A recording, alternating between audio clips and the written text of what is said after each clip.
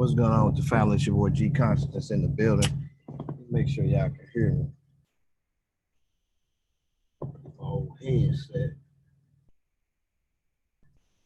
Let's see. Matter of fact, let me do it like this. What's going on with the family? It's your boy G Conscious in the building. Make sure y'all can hear me. Oh, headset. All right, so we gotta see how my headset sound. Let's get that and let's see what's the deal. Let's see. Get this together. Grace and peace to the family out there. See how this headset sound.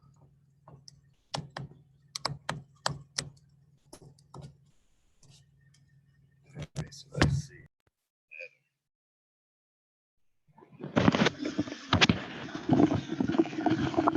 Mic check. So let me check this out real quick.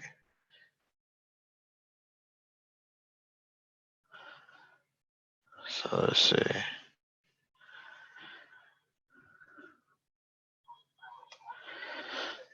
Mic check, mic check. Mic check, mic check.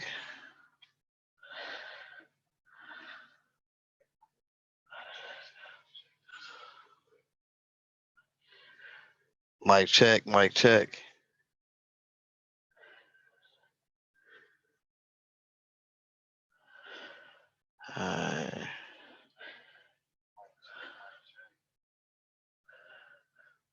Yeah, we good, we good. We got the little mic check going. What's going on, Pianki? Pata, what's going on with you, brother? All right, let me see something real quick. Let me hit this pop-out chat. All right, cool. We cool with that.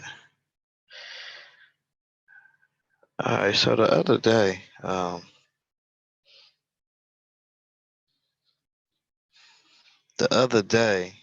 hold on, y'all. We had Sam Addison up in the building, and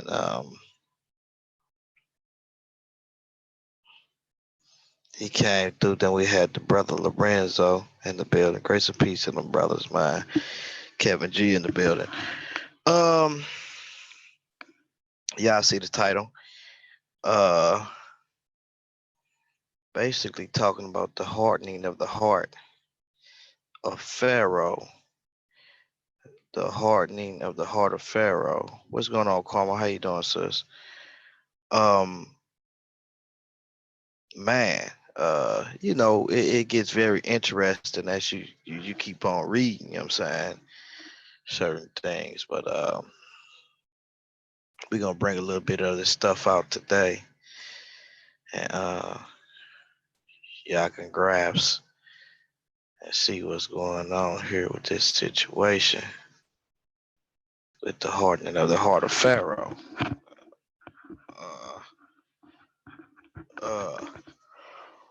Oh man, I'm kind of tired, but it is what it is. And so what I'm gonna do is I'm gonna put the link in the chat room, so if people want to come in, they can definitely come on in. See, put the invite, copy URL, the chat room. Man, I don't know what's going on in this city, man. The city, man. It's crazy, man. So much, it's it's hot outside, man. It's hot outside, man, and people want to act crazy. St. Louis, man, ain't no discriminating, man. These brothers, man, killing these sisters and all types of stuff going on, man. I try not to even watch the news no more. You know what I'm saying? My wife, she be having to tell me certain things, but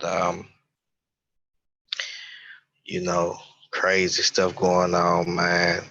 Like I said the other day, you know what I'm saying? The mother of my child, my firstborn, her daughter got shot about 3 weeks ago. So we going through that situation, and then you know, so it's a lot of stuff going on, man. That's why I try to just stay out the way. I try to teach these kids. You know what I'm saying? Uh, we got people getting killed at the club, man. I'm talking about, man. Um, kids getting shot. So it's best to, if you can, man, try to stay out the way, man, because uh, St. Louis, man, it's getting worse. You know what I'm saying? A lot of people don't know, man, but St. Louis be it be the murder capital, man. For probably out of you'll see in a 10-year span, St. Louis gonna hit that top chart at least about 4 or 5 times. Y'all better go check it out. Y'all be looking at Chicago because Chicago a big city, but the violence in St. Louis is on a whole nother level. You could y'all go do check it out and see. You're gonna be like, man, I never knew that. You know, uh, but y'all see it in the big cities because that's Chicago. But then when you start looking at St. Louis, it's not really that a big city like that. But at the same time, it's a lot of violence. It's a beautiful city though. St. Louis is a beautiful place to be. Um, it's just that everybody know each other. Everybody too crammed together. You know what I'm saying? And so when that happens, and you know, right? Yeah. So it's it's it's it's a beautiful city to come to. It's just that you have your neighborhoods is just too close together. You know what I'm saying? And then mainly everybody in St. Louis, man, if not close family or somebody knows somebody. The city is just, you know, it's a lot of stuff going on. But yeah, otherwise than that, um, the best thing to do is, like I say, stay out the way if you can. Teach your kids, school starting, you know what I'm saying? So, you know, um, a lot of times, these drugs, the music with the heavy usage of drugs influence people to do a lot of crazy stuff. You know, a lot of women, you know what I'm saying? You know, because the mother of my child, her daughter got shot due to a guy who she was actually hanging with. But sometimes that ain't the case. Sometimes you got women in St. Louis that's setting up a lot of men. You know what I'm saying? So a lot of these guys, man, they ain't like it's. We had a situation some weeks ago, well, a month ago, to where a guy was just going around just shooting up black chargers. You know what I'm saying? So it was crazy. So my wife, had a black charger, so she couldn't go off for at least about 2 or 3 days until they tried to solve the problem, try to see what was going on with that. So man, it's crazy out here. But yeah, so man, stand out the way, man, is the best bet, man. And me, my slogan, man, I try to, if it had not been for the Lord, man, I try to make sure I keep these kids out the way. If I ain't got to move around like that, I try not to move around like that, and that's it, man. Cause these guys getting crazy out here. You can be going out celebrating your birthday and get taken out. You know what I'm saying? So, man, I try not to. Man, I was just telling my wife today, like, you gotta be careful. You know what I'm saying? You could be walking around the neighborhood, running, working out, man, and you got predators out here. What up? What up, Domo? Uh, but yeah, so I put the link in the chat room, so if brothers want to definitely come in, they can definitely get in. But I wanted to kind of deal with this the hardening of the heart thing because I don't think a lot of people contextually really see the when it comes to this text, the hardening of the heart, and what actually is being said here. I think we need to. And it's not really that hard. It's not even that deep at all. Like people try to get super deep with it, but it's not that deep at all. When you start to look at the circumstances, then you'll start to realize what's going on here with this situation, and how God was going to judge this nation. But before he judged this nation, he was long suffering with this nation and with the great house for years. You know what I'm saying? And so we see God's mercy and his hand was upon this nation. But we also see that before God judged this nation, that he wanted to try to at least bring something up out of it. And we see that some people did obey. We had the Egyptian midwives, they obeyed, and they begin to be blessed. You know what I'm saying? And but we can clearly see that man, this text is really opening up, dealing with some things. I'm going to show y'all today how these are regular situations in your life and how the heart can be hardened and calloused um, prior to, before God even come and speak a word to a person, and continue to callous the heart because of just outright disobedience. Certain things that a person say to you will just make you purely upset and hardened. I'll give you an example. Um, Now, when you look farther in the text, right, in Genesis, like I said, it's already in the chat room, but Genesis 12:3, right? So ultimately, God's goal is to bless people and bless the families of the earth, but he has to have a conduit, of people to come through. As you can see in Genesis chapter 11, we see that as a whole, God stopped dealing with the people because they basically walked away from him as a whole. So God begins to come in the next chapter in Genesis 12 through a nation and through a people who will not be as we see of the people who fell, and not to walk after those very ways of those people who took counsel and defied God within that Genesis chapter 11 unity. See, it's all right to unify, but I think a person, if they're going to unify, are you unifying for the best, for all? Are you unifying for good, or are you unifying for evil? We can unify for evil, and once we do that, it could be like I tell my homeboy, I say, "Hey man, I know this dude, up the street, man. He got some bricks up in his house. Uh, you know, we can let's try to come up. Let's try to hit this lick and let's try to come up on them. I know when these bricks come in at this certain time, I know, how many doors, the ins and out of this thing. And so we did that in the streets. You know what I'm saying? We did that plenty of times where we was in the streets, and whether we stealing cars or we trying to rob and get a lick and come up. You know what I'm saying? All of these different things we did, that we grouped together to do, and we unified to do that and made up a plan to do it and how to do it, the ins and outs to do it, and just doing all types of wicked things. So we see that we can easily come together and do something wicked, but when it comes to coming together and doing something good, it has to be looked at.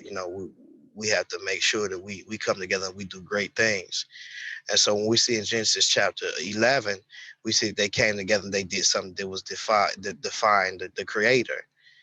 And it may looks like it's good, but it's something with that. And we see that is a mystery Babylon type of new world order type of move that was strategic when it comes to the method and operations of those that are fallen. And so this is a political, economic, and also a religious move. Whenever you see something that's dealing with towers and stuff like that, and you're dealing with people coming together in the biblical text, in Genesis chapter 11, it's dealing with a government. It's dealing with economics and politics. Once you begin to really dab in and look at the story and what it's talking about, right? And so, uh, um, in Genesis 12, after God can no longer deal with them as a whole, he comes up with this plan to separate them and cause them to have a discommunication problem. If you can't agree to nothing, then you can't build nothing. And remember, these people was defying God, so they're building against God. And the economic system that they set up was set up as it was stated Nimrod, which was the mighty hunter. And so, what's going on, Vocab? How you doing, brother? And so, when you start looking at the Nimrod, the mighty hunter, right? Nimrod was basically a guy who was who was a rebel, but how he basically got the advantage or gained the trust of the people is by way of his hunting skills, according to other Josephus sources. And so he hunted and he was able to get bread by those type of means. He fortified cities, and so he became heroic. He became a hero to a lot of people, according to the text that we see from Josephus. And a lot of people at that time was being attacked by different animals because of the lack of. This was 100 years after the flood, so a lack of the different types of food or different things that they needed. Um, because of starvation, there was a lot of stress, and so we see clearly that that will cause problems. So Nimrod unified the people by his hunting skills and his mighty hand, and so he became what you call a hero unto them, a god unto them. And so we can see that in many nations they have what you call the hunter steles, or the master of animals motif. And so a lot of these master of animal motifs that we see are basically things that we see, which which deals with economics. You know what I'm saying? And then we see the political stance that he took as being over the people, because this is even when we start dealing with this, even when we start dealing with like tenocracy or something like that. Tenocracy meaning that the people who are more technological should be the ones who are the elite over all people, because they advance the civilizations. And so we see that he knew how to hunt. He was a master animal hunter, and you see his stele, or different uh different artifacts with the master hunter motif everywhere: Greece, Rome, India, Africa, I'm saying Asia. So all of these different places we see this motif. And so when God begins to see these things, he comes down and he sees that they set up what you call a new world order. And Genesis chapter 12 goes right in it, that where God basically separates them. And then Genesis, the very chapter 12, the next chapter, is giving us a history, or showing us of Abraham coming out of Ur of the Chaldeans, and basically coming up out of that system where Babel was. Oh man, just chilling, vocab. Yeah, it's been a minute. I've been seeing you up in New York, man. I wish I could have made it up there with you guys. Like I had a lot of fun up there, but I wish I could have made it up there. I'm actually in New Jersey right now. I can look over the water and look right into New York. It's beautiful, man. I got to pick my sister up tomorrow and drop a load there. So once I drop that load in New York, then I'm gonna head back and pick up a load in New Jersey, then head back to St. Louis. So I'm right across the water, man, right in New Jersey in Newark, looking right at the scenery, man. It's beautiful. But so so in the very next chapter we see that it says, so Abraham, well, let's look at verse 3.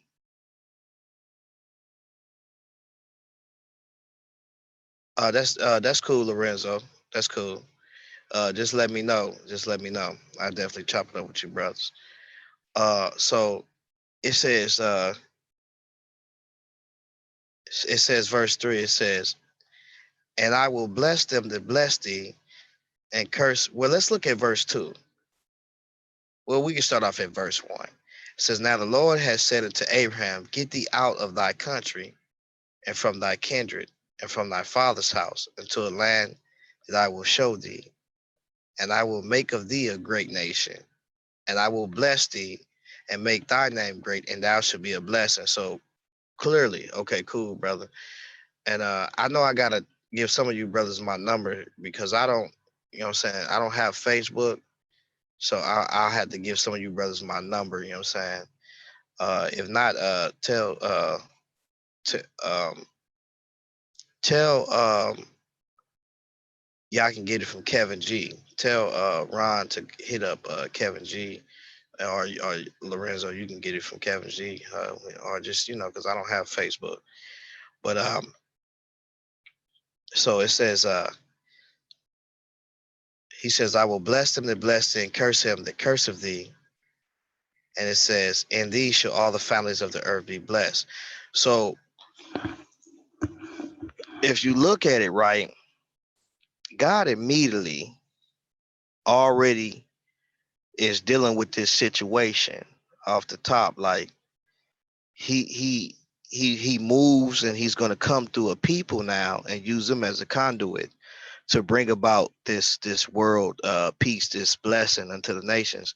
But the thing is that um you can't curse this nation, which is Israel or Abraham, because in them shall all the nations of the earth be blessed. So God has to move Israel, move Abraham in such a way to bring about that which is in them, which is the seed, which is Christ, who will come through them, who will cause this global revelation or this global unity or peace. And this kingdom will be an eternal kingdom.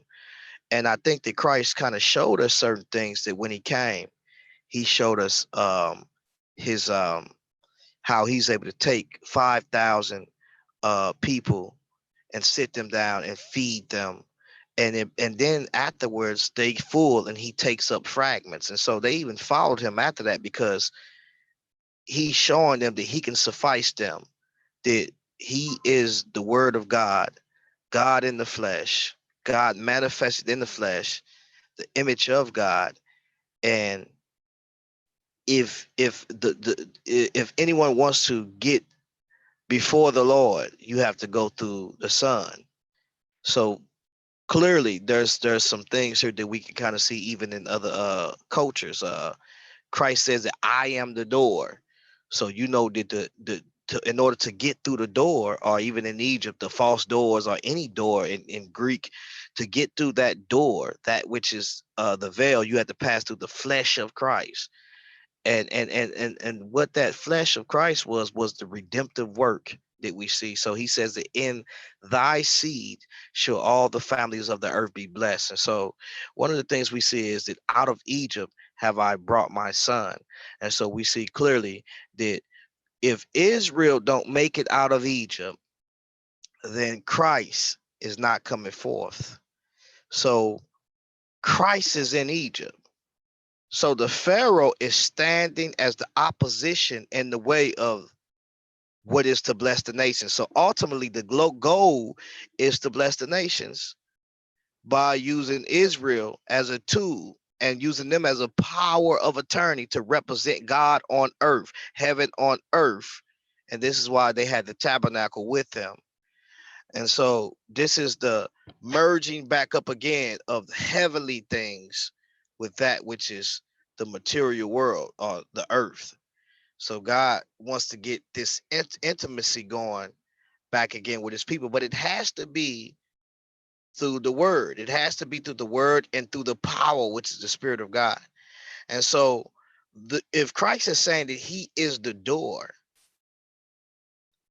the very passageway to get before the Father is through the Son. And so he says, if a person is standing at the door, I'm saying, and they knocking, and he says that he's the Passover, he's the Pesach. So the first Passover that we see is in the wilderness. The second Passover is Christ. And the opposition that's causing, or that is standing in the way from the second Passover, is the Pharaoh. And so Paul mentions the Pharaoh because Israel is likened unto that Pharaoh. He's standing in the way. Remember, he says Israel tried to stand in the way.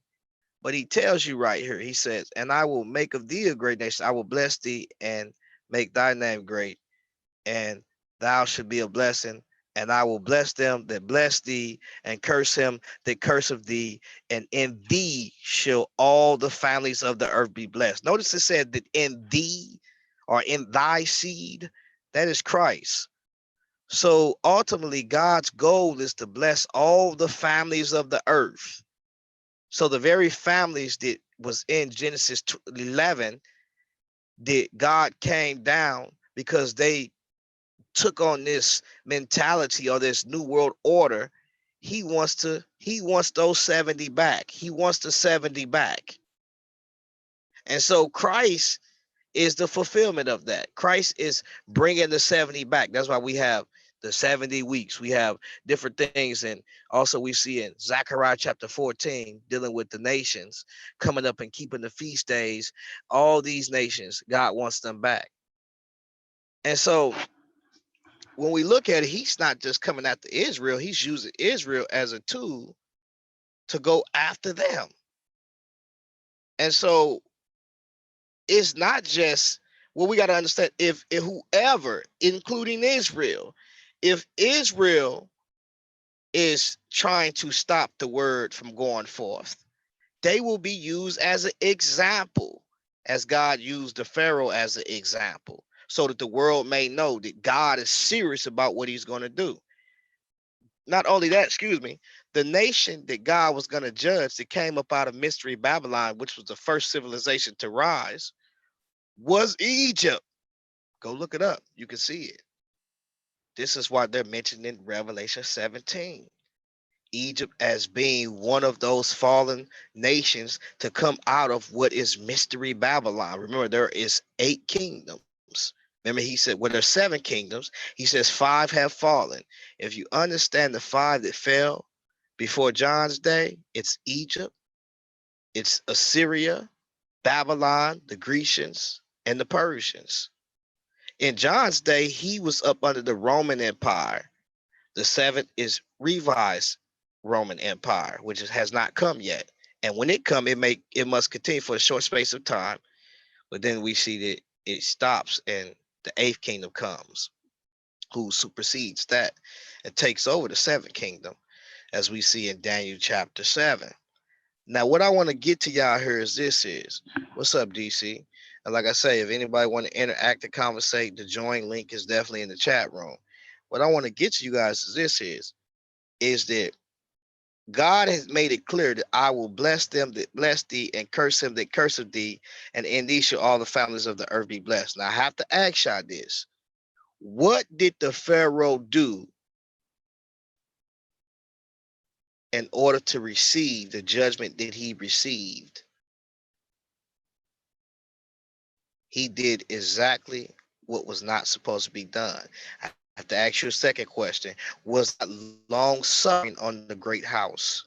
Because that's what Pharaoh means, or the word Pharaoh within itself means the great house. Was God long suffering on the vessels of wrath that was fitted for destruction? So people have to know, what does that mean? Uh, God is long suffering on the vessels of wrath fitted for destruction. What makes a vessel fitted for destruction? The text actually teach us that. We're not going to get off into that tonight, but what you need to know is that God was long suffering, and God's mercy was there on the great house prior to, before they fell. Matter of fact, God had gave these different nations that he was going to judge 400 years before he even judged them. Now remember, in Jeremiah 18 is something that God mentioned that Paul quoted back to, which talks about the potter. He tells you in Jeremiah 18 and 19, at what instant, if a nation which I pronounced to do evil on, repent. So God pronounced to do evil on those nations 400 years prior to, before Moses came out in the 4th generation. And God had told them that if that nation repent and turn, then God will repent of the evil that he thought to do unto them, and God will remake them again. Israel was likened unto the Pharaoh because the hardening of their heart. Now, I want to show you in the text that Pharaoh was already hardened before God hardened his heart. And I want to also show you that God did not just go in and just, oh, I'm just going to miraculously just twist it, turn his heart. No, that's not what that's talking about. I want to show you how everyday situations can harden somebody's heart because of certain things that are said to people. Every time Moses went unto the Pharaoh, something was said unto the Pharaoh to get him upset or entice him.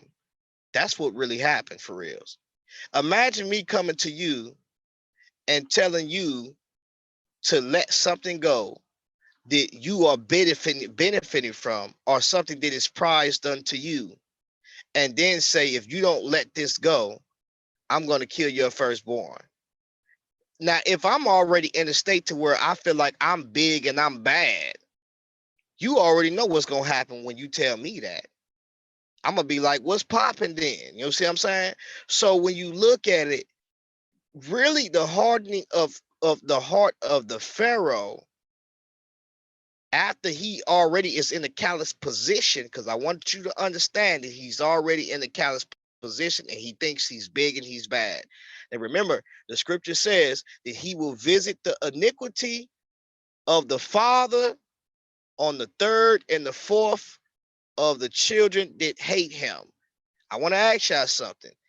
Did Pharaoh's father, prior to Moses, hate Israel? Yes, he did. Remember, he started killing the kids. Secondly, the second question is, did the son hate Israel? Yes. Thirdly, did they violate Genesis 12:3? They most definitely did. He says, I will bless them that bless thee, and curse him that curseth thee, and in thee shall all the families of the earth be blessed. So if I told you I'm big and I'm bad, right?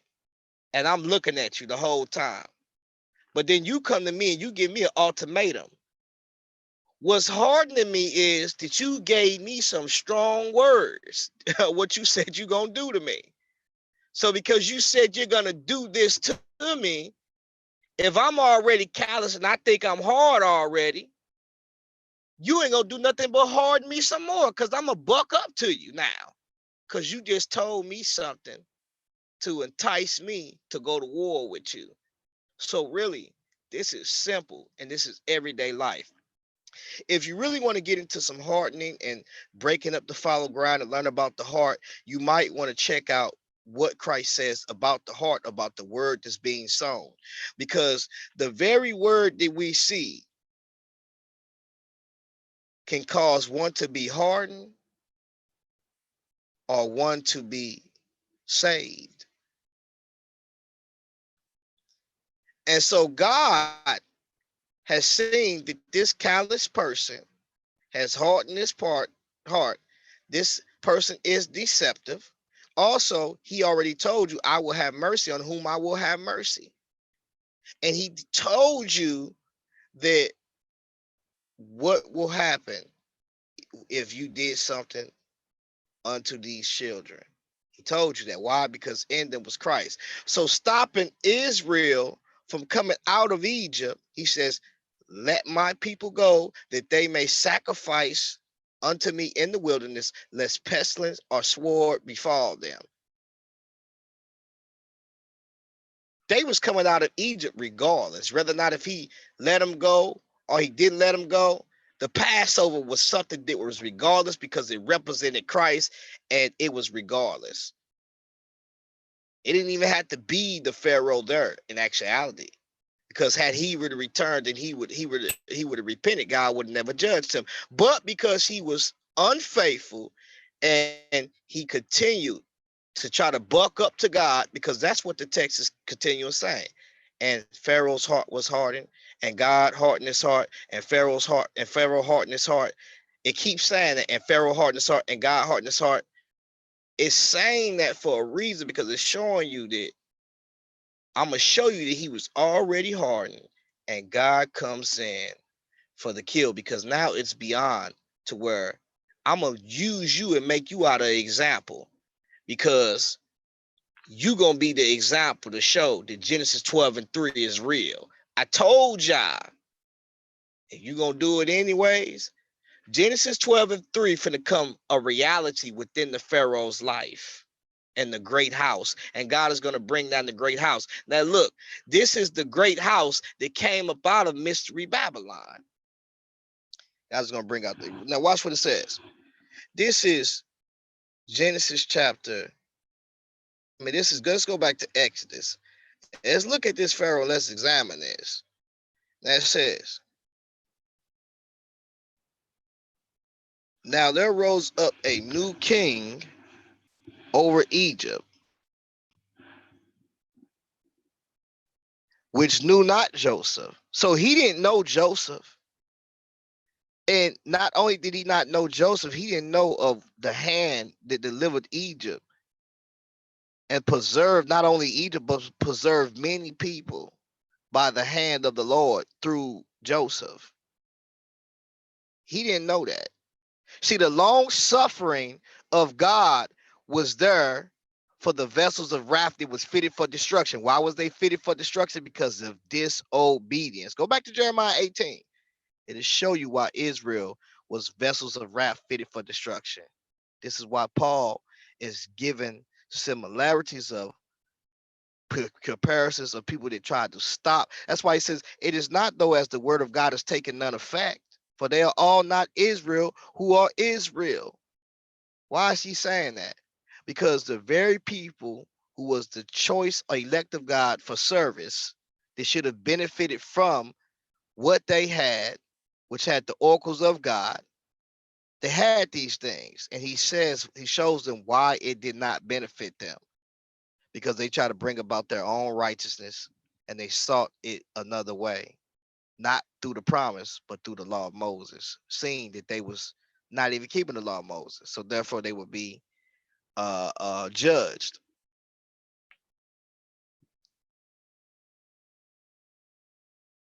All right, cool. I got you. I got you. Ron. I got you, Ron.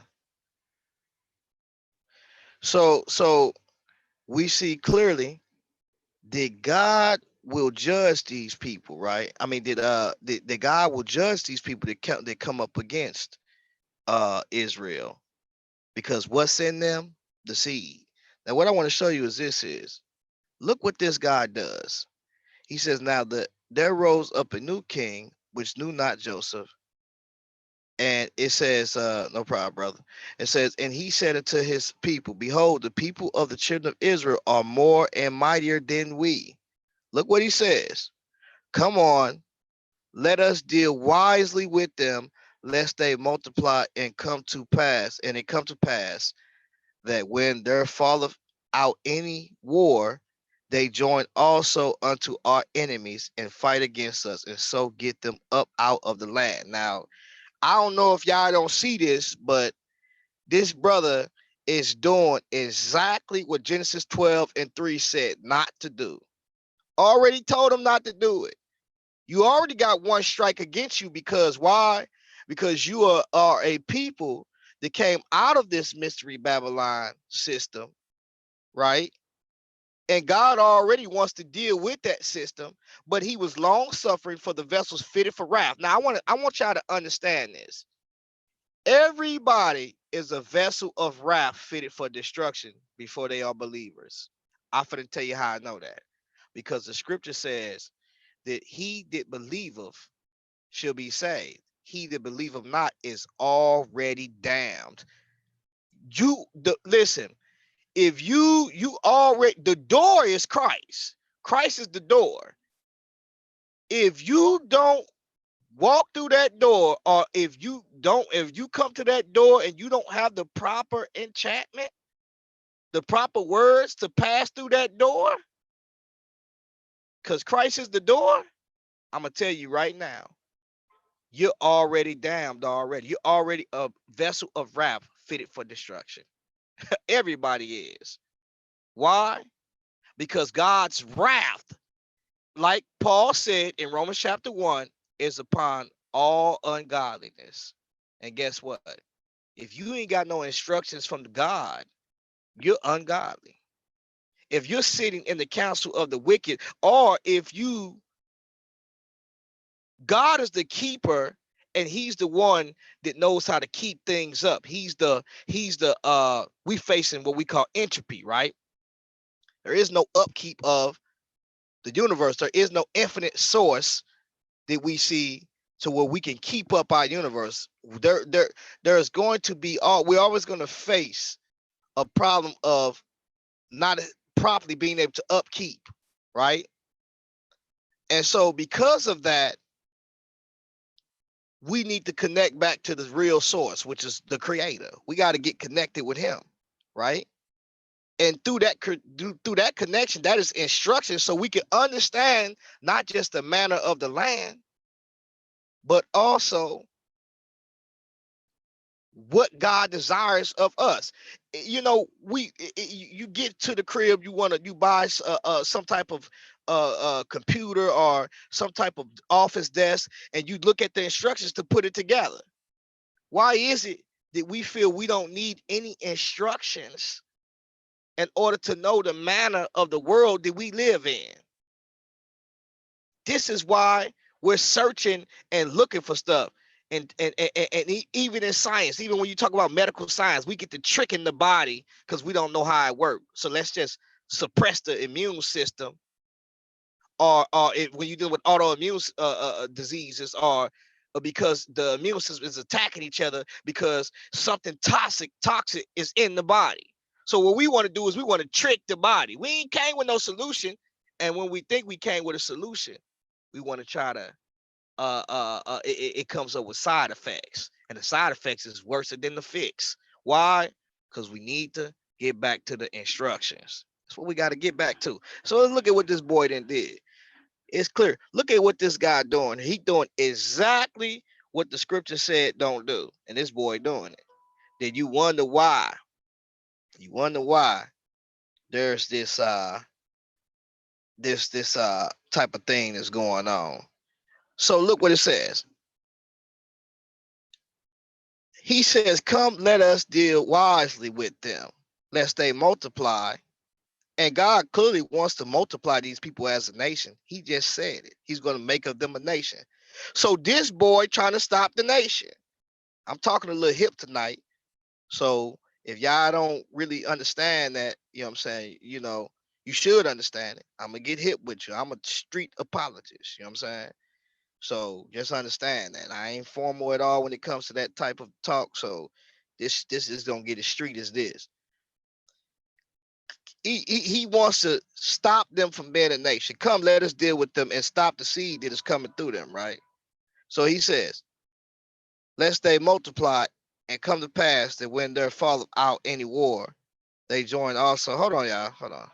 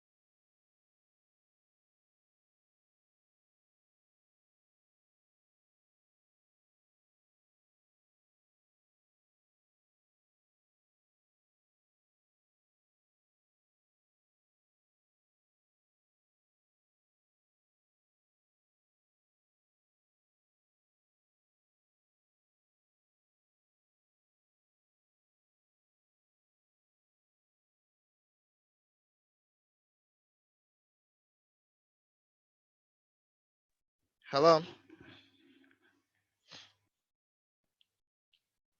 All right. So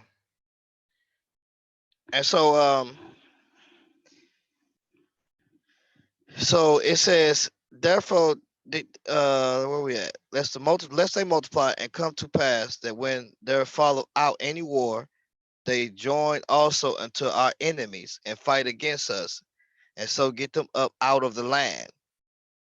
Therefore, they did set over them taskmasters to afflict them with their burdens, and they built for Pharaoh treasure cities, Pithom and Ramesses. But the more they afflicted them, the more they multiplied and grew. And they were grieved because of the children of Israel. Look at this. Check this out. And the Egyptians made the children of Israel to serve with rigor, and they made their lives bitter with hard bondage in mortar and in brick and in all manner of service in the field. All their service wherein they made them to serve was with rigor, right? And it says, and the king of Egypt spake to the Hebrew midwives. Look at this, of which the name of the one was Shipra, and the name of the other is Puah. And he said, when ye do the office of a midwife to the Hebrew women, and see them upon the stools, if it be a son, then ye shall kill them. But if it be a daughter, then ye shall save alive. Then she shall live. That's what it says. So clearly, we see that this brother is trying to stop the son of God from coming out of Egypt. The seed is in Israel. And look what this brother doing. Not only is he trying to cut them off from being a nation, and he's working that which is deceitful, he's coming up against what God had already said not to do. Now remember, God is already going to bless and has been long suffering with this house before he was going to judge them. He gave them 400 years. Could have turned that? He could have turned it. They could have went in the wilderness with peace. We've seen God turn judgment plenty of times. Vessels of wrath that we see that was fitted for destruction, God can remake it again, according to Jeremiah 18 and 19. We've seen God cancel out whole prophecies because of people repenting. So there seems to be that there is some type of condition or some type of thing that God sets in place that if that nation, according to Jeremiah 18, if that people are fitted for destruction, if they turn and repent, that God will repent of the evil that he thought to do unto them. But if they turn and do wickedness, then God will continue with the wickedness. I mean, God will deal with them and bring evil upon them. So look what happens. But the midwives feared God and did not as the king of Egypt commanded them, but saved the men children alive. You see what happens when you begin to listen to the Lord, when you listen to the Most High, you be saved alive. You escape the wrath. And the king of Egypt called the midwives and said unto them, why have ye done this thing and have saved the men children alive?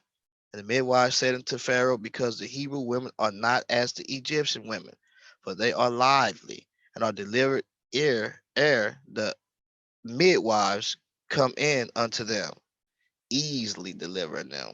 Look at Cube in the building. What's up, Cube?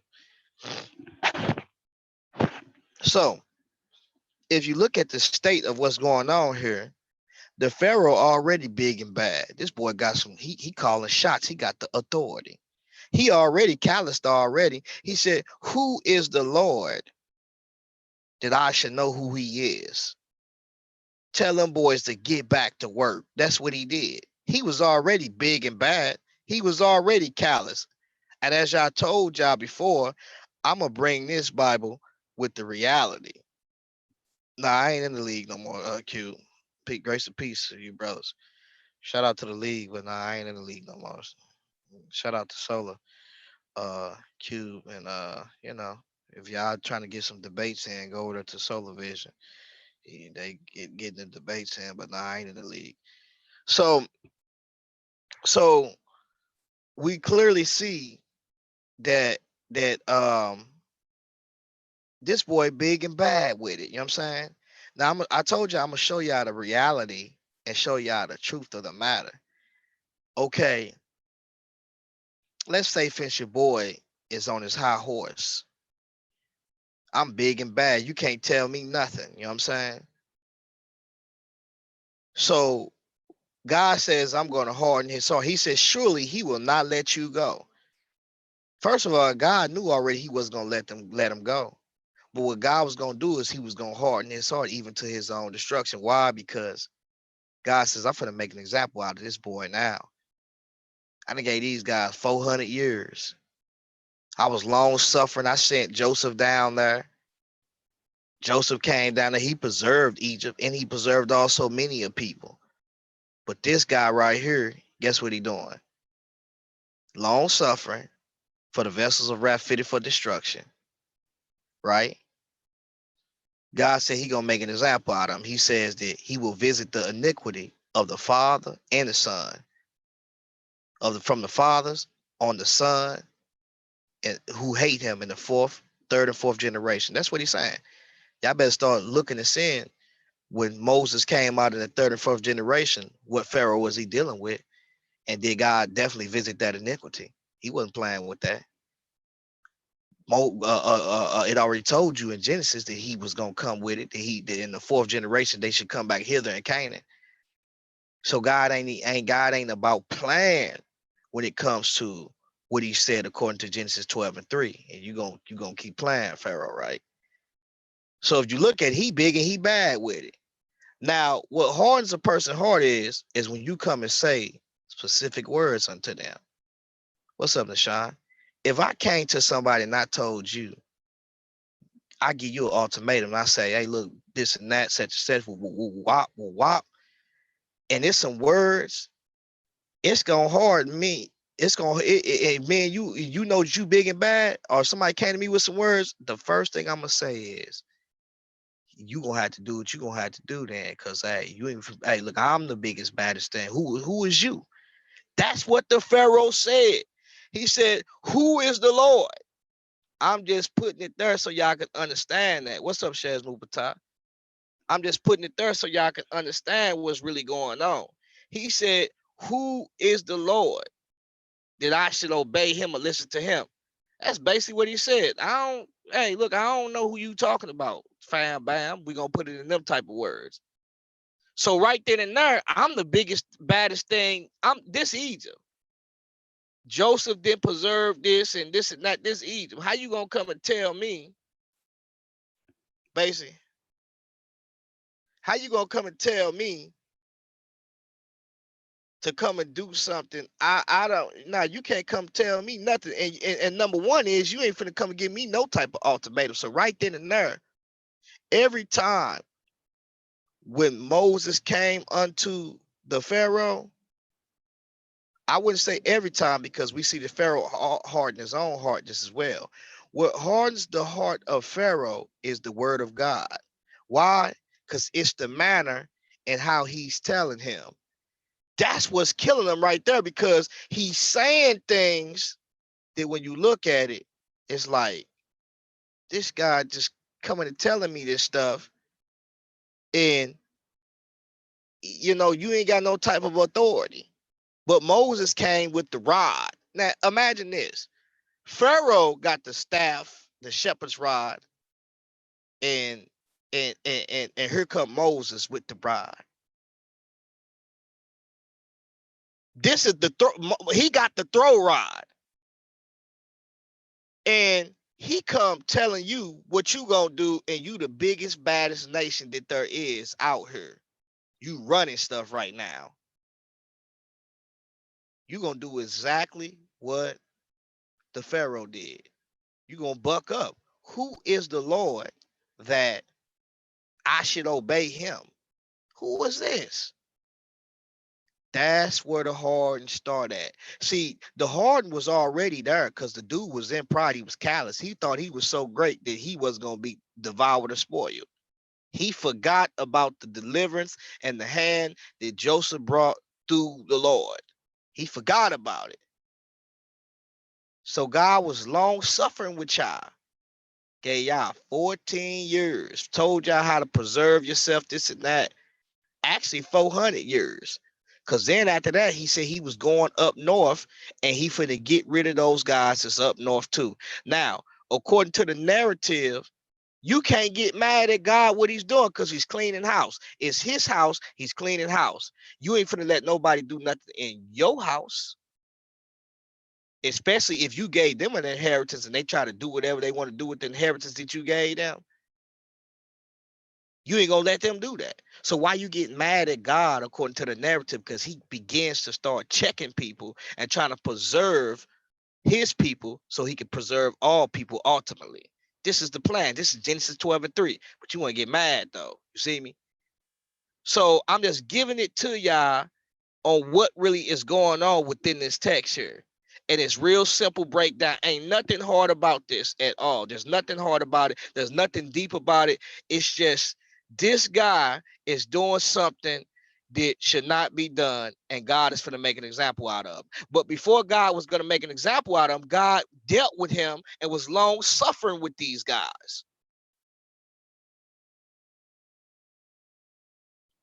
You big and you bad.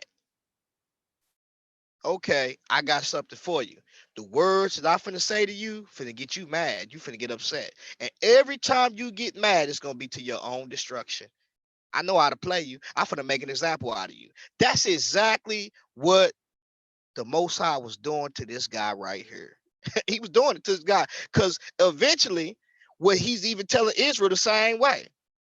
Israel then got all good in with the nations and became a harlot. They thinking they don't need God, right? God causes the nations to come up against them in whom they trusted it in. They left God to do business with the nation. See, it's this system that we see this going on. Now, I think that what the question you need to be asking is this, Q. You say that he could have chose another way, right? Now, I find it odd that you gonna tell this man or the father how he could have chosen another way. But if I came to you telling you on how to choose another way in your household, you'd be upset with that. You see what I'm saying? So when you say it seems evil to me, first of all, Cube, you're an atheist. So to you, that evil might be subjective to you. You see what I'm saying? So you don't have no, when you say it seems evil to me, with what moral compass do you have that's in you that you relating or did you even attaching yourself to good and evil? What do you have that's in you that where you can say what is good and evil? Just I mean, let's just start with that first of all. So you say it seems evil to me. So then when God says, are you mad because I'm doing with my own which is my own that is right. So then you telling God on how to run his house according to the narrative, and you say it seems evil. Well, God gave this guy 400 years. And was it evil when this boy started killing these kids up like that? Was that evil? You don't think that that was evil though, because he was killing these kids up. So then when God come and say, I'm finna kill your firstborn, then you say that he's unjust. Well, hold on. How is he unjust when he just did to what you did to the another person? Ain't that balance? Is not that a balance? How is that unjust? So when you start talking about unjust or what's balanced, you did this and he did that. That's balance right there. But guess what? Before God did that, guess what he did? He was merciful. He gave you 400 years to get it together, and brothers didn't get it together. You said God could have changed Pharaoh's mind. Now, it's odd that you said that, because why didn't the changing happen when God was long suffering with them? And not only that, when you say he could have changed his mind, where did you get the idea that God could just go into somebody's mind and just say, I'm just going to change this around? Where did you get that? Because if God couldn't, he says, the day you hear my voice, harden not your heart. If Israel wouldn't listen to God, and they was God's elect, chosen people to service, and they should have benefited off of off of what they had. They had the oracles of God. What advantage didn't have the Jew? Chiefly every way they had the advantage. Why? Because they had the oracles of God. So if they didn't benefit off of that, and they resisted the Holy One of God, the Holy One, the Holy Spirit, how is it that you're saying that God could have changed his heart? God only continued to harden that which was callous. And how did he harden it? He told him and gave him an ultimatum. Now, at that point in time, what hardened his heart was the ultimatum, and how he dealt with him made the Pharaoh mad. I've been telling y'all this whole time. If I come to you, Cube, and I tell you, and you the biggest baddest thing, and I tell you, and you got all this product, you moving all this product on the block, Cube. This your block, this your territory. And the people who's working for you, you got these harlots working for you, you got these movers, and I say, hey man, my sons, man, I don't want my sons down here selling for you. They coming with me. This your product that I'm finna take away from you. And God gave him a choice and told him, listen, bruh, come up off these children. This mine. If you don't, I'ma kill yours. And you say God is unjust for that? How is he unjust? He told you, forewarned you. Now, what hardened the Pharaoh's heart was because he's checking him. If I came and I told you that, Cube, and this your money maker, the first thing you would have said to me was, you would have hardened your heart. So what hardened what really would have hardened your heart was my words. Why? Because you the biggest, baddest thing that there is out there. And I come to you and telling you that you got to give up something that you feel is yours, but it's really mine. And I gave you an ultimatum. If I tell you, give my children up, I'm gonna kill yours, the first thing you would have did is bucked up. Why? Because my words just harden your heart. And the fact is, I told you in Genesis 12:3, and I said that what should not be done. Your peoples knew that Abraham was a prophet. Your peoples knew about Joseph. But this Pharaoh, for some reason, decided not to keep up with record keeping, decided not to keep up on the books. That's why history is important. He decided not to.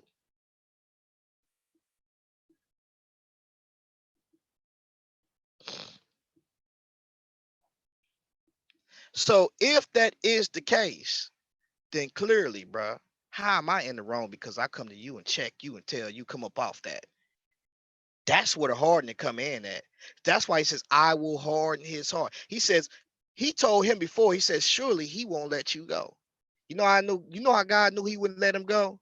Because God seen his character prior to. You know how God seen his character prior to? The foreknowledge of God. He was looking at this guy and said, look at this guy right here, man.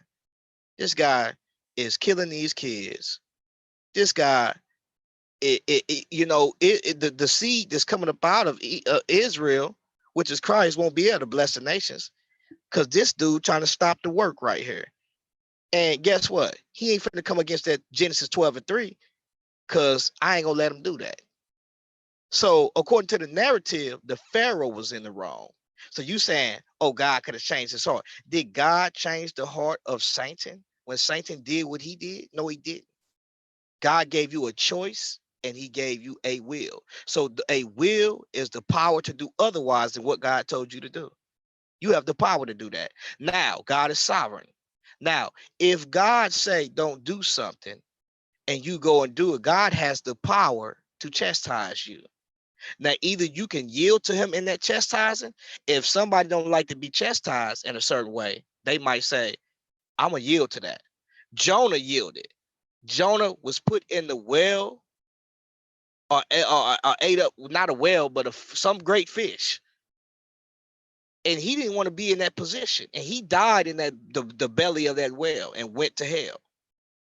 His body was seeing corruption, but his spirit was in hell. And guess what he did? He wanted to get up out of that thing. But guess what? If you got a choice, son. If you don't want to be in this position, you can come up out of this position, but you're gonna do what I told you to do. And if you don't do what I told you to do, then guess where you're going? You're gonna be stuck in that body that whole time. You're gonna be dead, stuck in that body that whole time. You're gonna be in a position uncomfortable that you don't want to be in. That's all God is saying the whole time. So the only way God has made anybody or persuaded anybody to do something is by way of showing his power and letting them know, you don't do it this way, boy, I got something for you. And some people say, I don't care what you do. It don't matter to me. And guess what? He judged them and condemned them already. So ain't no getting away from that. So then you're going to tell God how to deal with this situation. And you feel like, well, he should deal with it like this. Well, who are you and what moral compass or standard are you using, Cube, on how to deal with all men? What moral standard did you have that's inside of you or compass that you have to where you could tell somebody on how to deal with somebody? Well, I could tell you according to the narrative of the biblical text on why God is telling them how they should deal or how he's going to deal with them. Why? It's his house, Cube. It's his house, son. Why don't you understand that? And until you have the power, Cube, to go into somebody's house and try to run it how you want to run it, I think you should shut the hell up. Because it's clear you don't have the power. And if you did have the power, then your power should be greater than his power. So you can overthrow his household and run it the way you want to run it. See, Q, I'm real good when it comes to relationships, when it comes to space and how we should deal with each other, Q.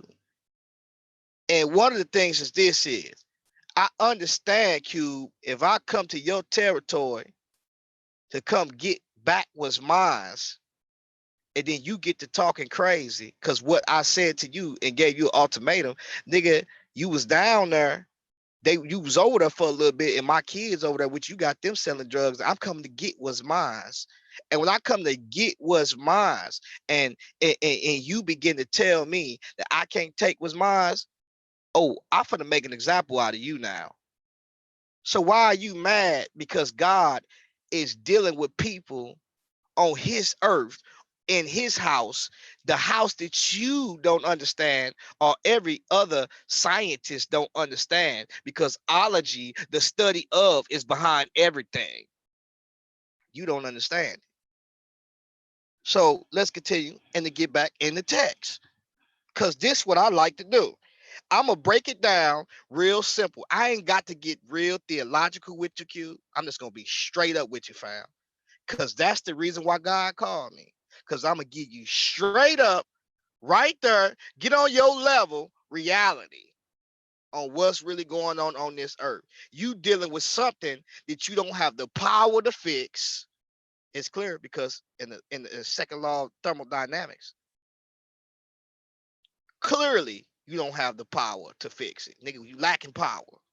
You're lacking instructions. That's why ology is behind everything. If you see me say, so I'm getting this hood as can be so you can understand that, Q.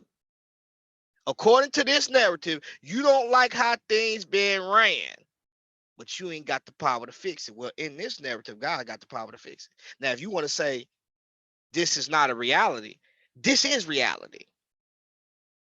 Because when you deal with evolution and you're atheist, if you got the power to go in and tell somebody on what they should do in their household, then you're going to demonstrate it. And we see that you're going to preserve what's yours, your own. So why do you get mad when God is in the Bible trying to preserve his own. But guess what? In preserving his own, he's going to preserve all men.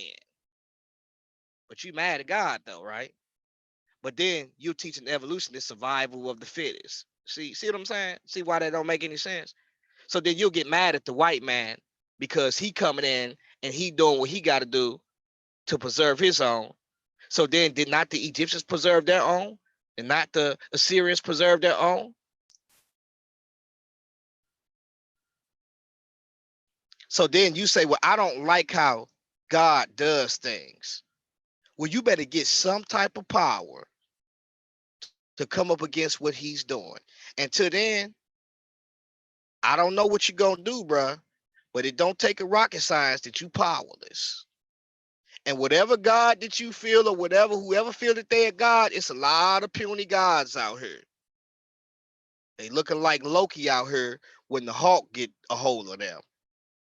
Now, I ain't no Hawk, but I could be Pocket Hawk. But I got enough sense to know that it's a lot of cats getting Hawk smashed out here when it comes to them coming up against the creator. Cause we still dying according to the reality of the text of Genesis. So let's not play these games, Q. Let's not play these games.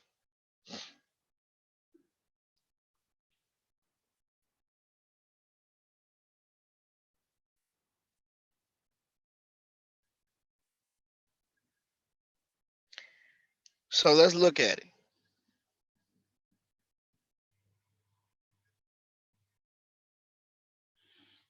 You just got to get the power to do it. You know how many people wanted to kill God? They got depictions of artifacts of people killing what they call would be gods. Men always wage war on the rulers or judges or Elohim. Even the not the fallen ones. They took hands with the fallen ones.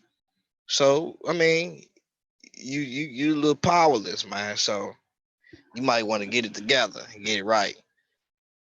So we see what took place in this,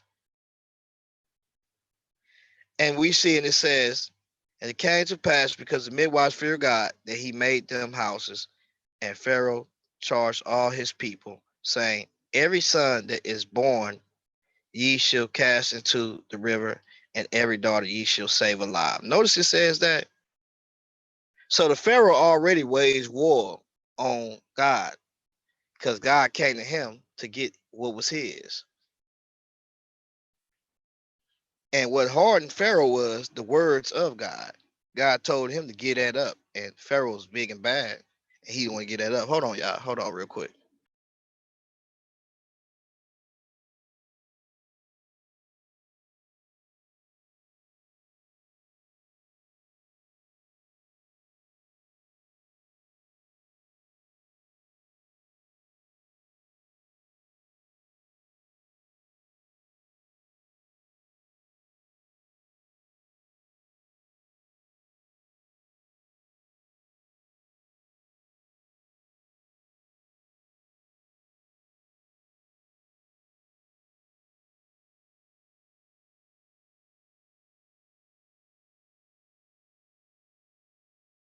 So, Q, you said, why is God always interfering with man? He could just make us robots if he wants love. Cube, is that real love? You said he can just make us robots if he want love, Cube. Cube, is that really love? If you making somebody do something or you making them love you, that's not love, Cube. Is that really love? If I gotta make you to love me, is that really love? I don't think that's love, bruh. If I made a robot and I put in that robot love, right? And that robot doesn't have a free will to do that which is otherwise, or the power to do that which is otherwise besides love, then how is that real love? Does it, I mean, or is that me loving myself? Do you understand that? So you say, so why kill us if we don't follow or believe in him? Because I don't know if you don't understand, Q, is that if God has set up a plan and he made you a minister to, and you are the keepers of the house, and he has given you a blessed house, a sure thing where it was good, and you don't follow directions, then there's problems, Q. Problems come with that. So, you could choose to do the right thing or you could choose to do the wrong thing. But if you do the right thing, then we can all get along with each other, bro. We can all live as a family, right? And the true love is I don't got to make you do anything or make you love me. I gave you the power to do that which is otherwise. But the fact that you chose to love me, even though you had the power to do this otherwise, shows that it is true love. So I don't know why people think that, you know, if I tell my kids, respect this household, and you don't respect the household, and then when I get to whooping your behind, you tell me I don't love you. You sounding like a kid right now, bruh. You tell me I don't love you. You know what I'm saying? No, one of the things is another thing too is another thing, Q, as a child, you can hate me as a child, but as long as you in this household, Q, you gonna respect this household. See, you can get mad all you want. I'm providing the roof over your head, making sure the sun shine, different things go. Yeah, it's ups and downs, but the ups and downs come because of your choices and the decisions you made, according to the text. So you ain't gotta love me. He says he maketh the sun to shine up on the evil and the good. But guess what? You gonna respect me. Why? Because this is my house. So Q, I'm gonna ask you this, bruh, because you got a daughter, you know what I'm saying, and you raising a household. I'm pretty sure that you expect your daughter to follow rules. She has a choice to do that which what you teach her, or go against that with what you're teaching her. If she does that which is against what you taught her, which is good, you will punish her. If she says that she hates you, the first thing you're gonna tell her is, hey, you can hate me, but at the same time, I'm asking you to respect the rules of my household. That's clear. And not only that is, I got other children. And if you get to doing certain things that's out of pocket, then they gonna start doing it. So guess what? When you get to the point to where you don't want to respect my household and you think you just grown and this and that, you are a rebellious child and I'm gonna have to deal with you accordingly. And if I don't deal with you and I got other children, it stands it's clear that you gonna convince the other children to do what you doing to persuade them. Cause you gonna get to slandering and talking about he always doing this and he always doing that.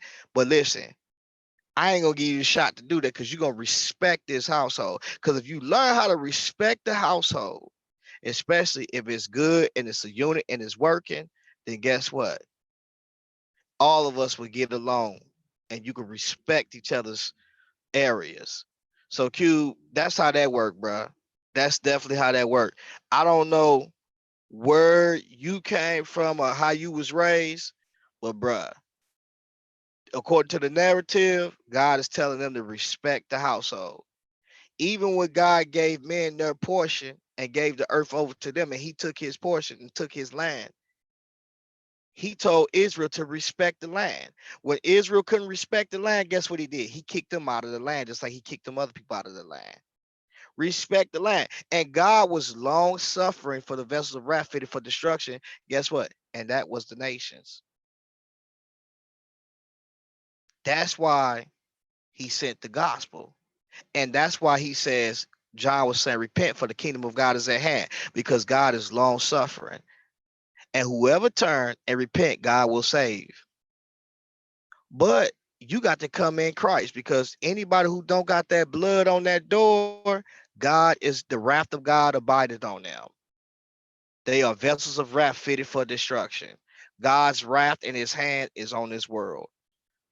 So, bruh, that is clear, bruh. It don't take a rocket scientist. Just respect the household. Respect what I tell you to do. That's all it was saying in Genesis, bruh. If I ask you to do something, do it. I'm trying to form moral character in you.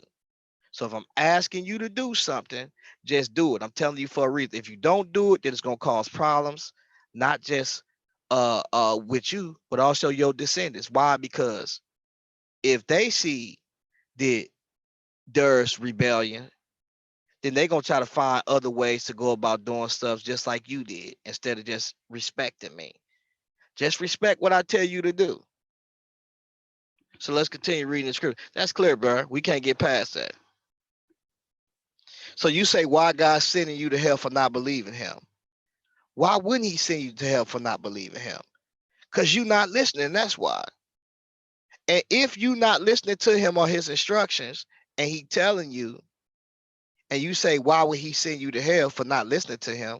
It's because you disobedient. That's why. That's clear, bro. That's just like asking your daughter when she acts up, why you sending me to my room? Because you acting up. You know what I'm saying, bro? That's simple, bro. That's an easy breakdown. That's so easy and simple. That's why I be telling y'all, brothers, man. Like I ain't that complicated, bro. I ain't trying to be complicated with you at all. I'm just giving it to you just like that, bro. What up, leader? I ain't trying to be complicated at all. You said, do I threaten them with death?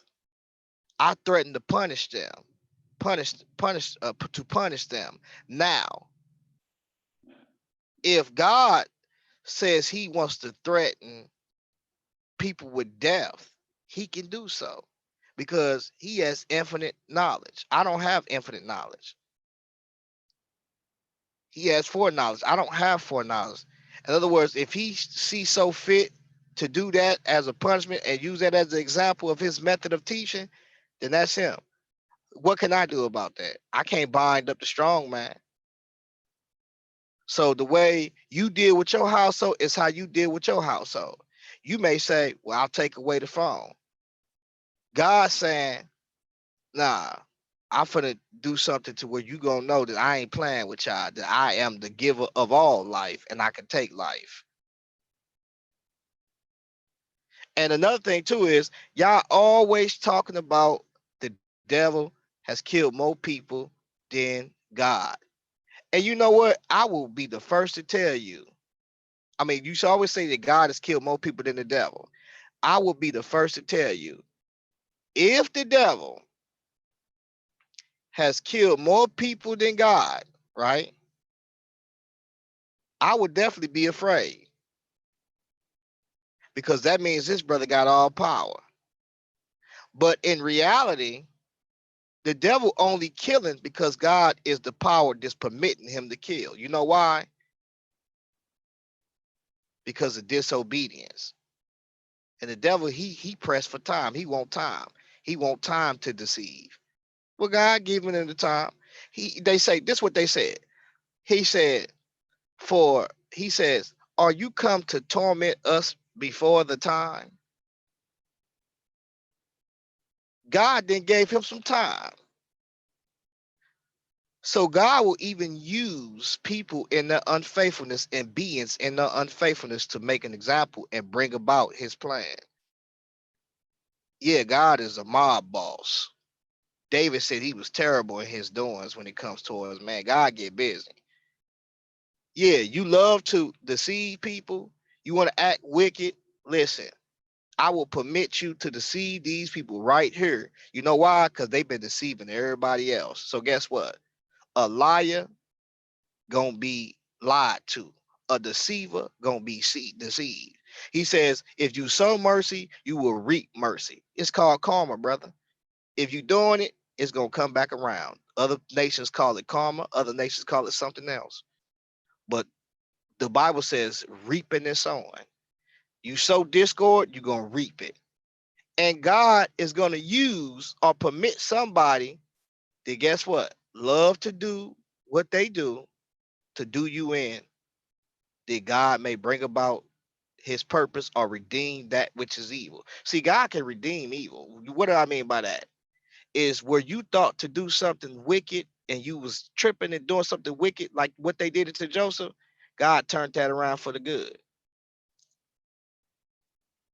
He will allow or permit your behind to get taken out by your enemy and get chastised by your enemy just to judge you. Sometimes he will allow it not to bring you down to death, but to purge you so that you might learn. It's like he told old boy, give him over to Satan that he might be delivered. In other words, sometimes when Satan get a hold of you, sometimes you would immediately turn around and repent and say, hey, I'd rather be in the hands of the Lord than in the hands of men that are working for the devil. I hope you understand that, Q. I hope you understand that. I just told you why. If you ain't got to listen, if you ain't at the time got to get your hands dirty, don't worry about getting your hands dirty. Why not just get somebody that's good at doing the job, that know how to do the job? I ain't got to get my hands dirty. I know somebody that will love to get a hold of you because you want to keep playing these games. Matter of fact, I ain't locked him up. I kept him out because he wanted a little time because he loved doing what he doing. He's the father of deception. And so I got an idea. If you want to deceive people and you like deceiving people, I got somebody, a couple people, a legion of them that'll deceive you since you want to be deceive people. And guess what? I pick my devils. I hope you understand what I'm saying to you, Q, so you can really get this and really see that I ain't gotta lock you up quick and fast. Cause I know it's gonna be others just like you. So what I'm gonna do is I'm gonna get others to deal with you that's just like you. That's it, Q. That's all I gotta do, son. But I got somebody that love to do it and do it better than you because he's the father of it. So guess what? I'm gonna allow him to get at you because all he wants is a little time and to be deceitful. And he love doing what he doing. You think you love doing what you doing? Remember, I told you if you sow a lie, you're gonna get lied to.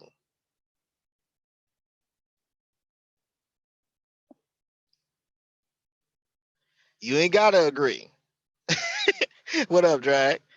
You ain't gotta agree. But hey, that's the way things work, bruh. That's how it goes. People think they mobsters around here. Ain't nobody hard but God. Ain't nobody hard but God. I'm gonna tell you that right now. You may not like how that work, but because you don't like how it work, you need to find a way on how to deal with it. And I'm pretty sure you would be the first to find a way on trying to deal with it. And you ain't gonna be the first to fail.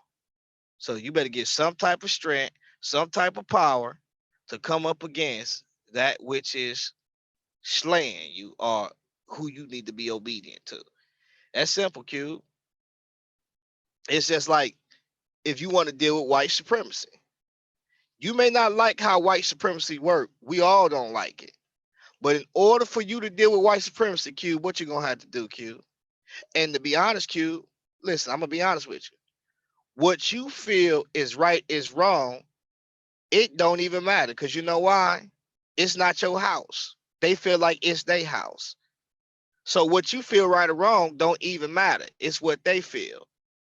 And they might try to give you a little justice here and there, but overall, they still got to preserve their own. So you understand this, Q, because you deal with evolution. And so because you understand it, when you start coming to social science, or you should understand what I'm telling you. Because the very narrative that you against, that you don't like, You better come with some type of power to overthrow it. And Christ said that. He says you need to come into the house and bind the strong man. And I don't know. I don't think you're not a war in the spirit.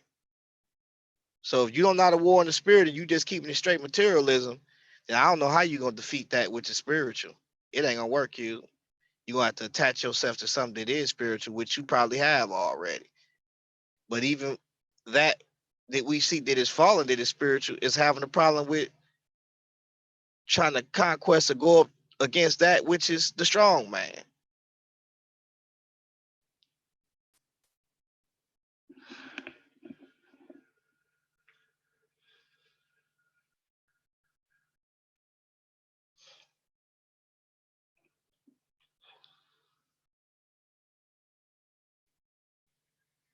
You said God is forcing you to love him.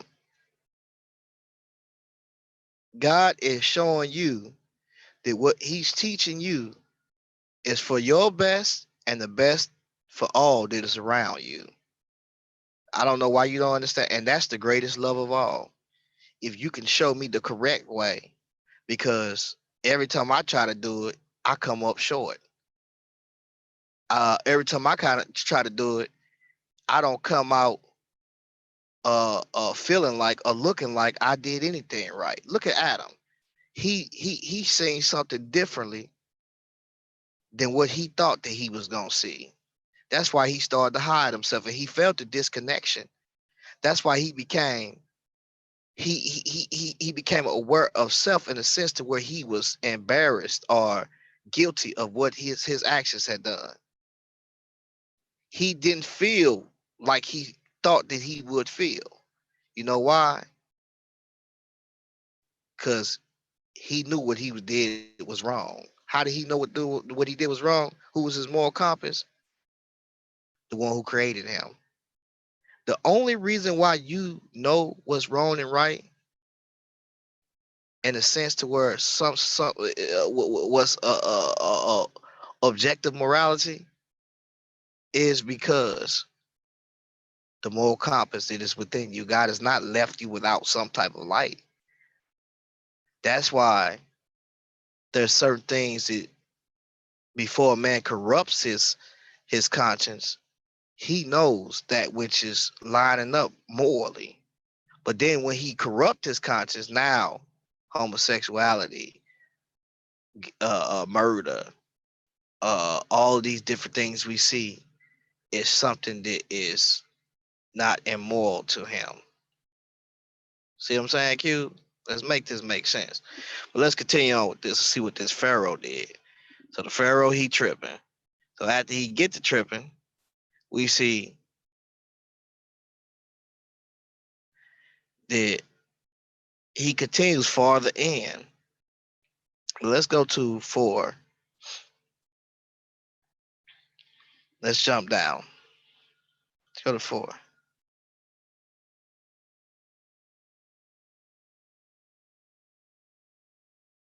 Now remember all these things that the Pharaoh was doing. This boy already think he hard, but ain't nobody hard but God.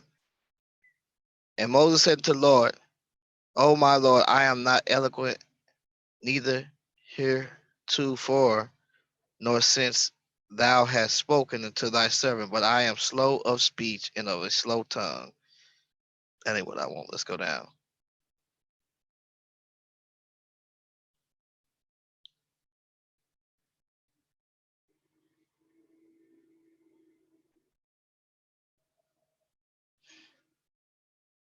Let's go to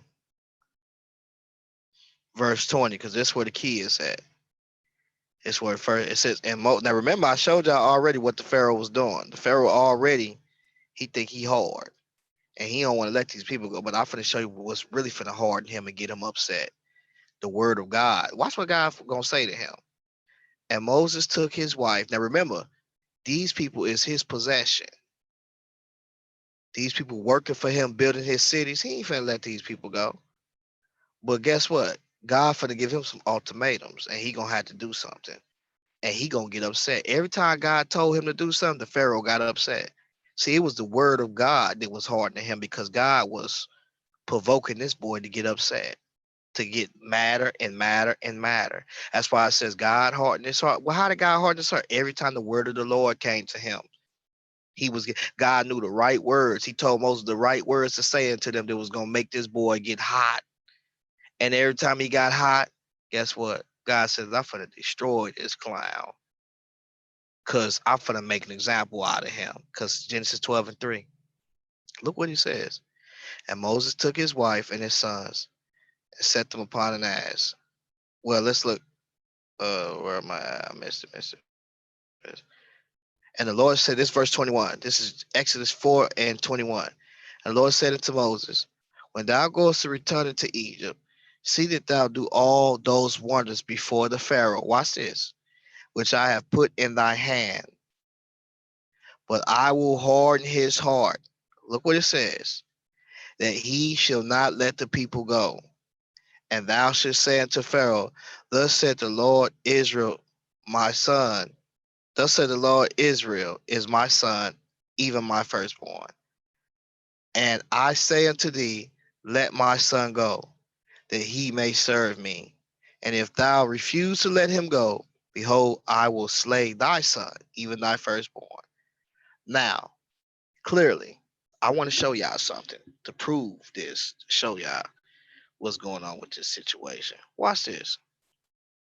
Look at this. Watch this.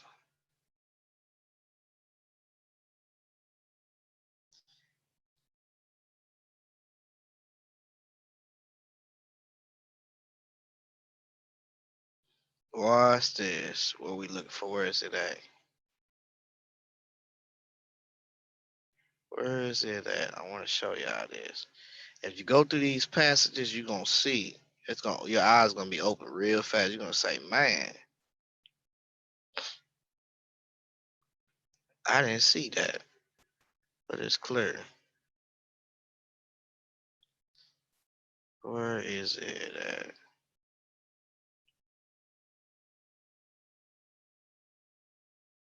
This is First Samuel 6 and 6. First Samuel 6 and 6. Look what this says.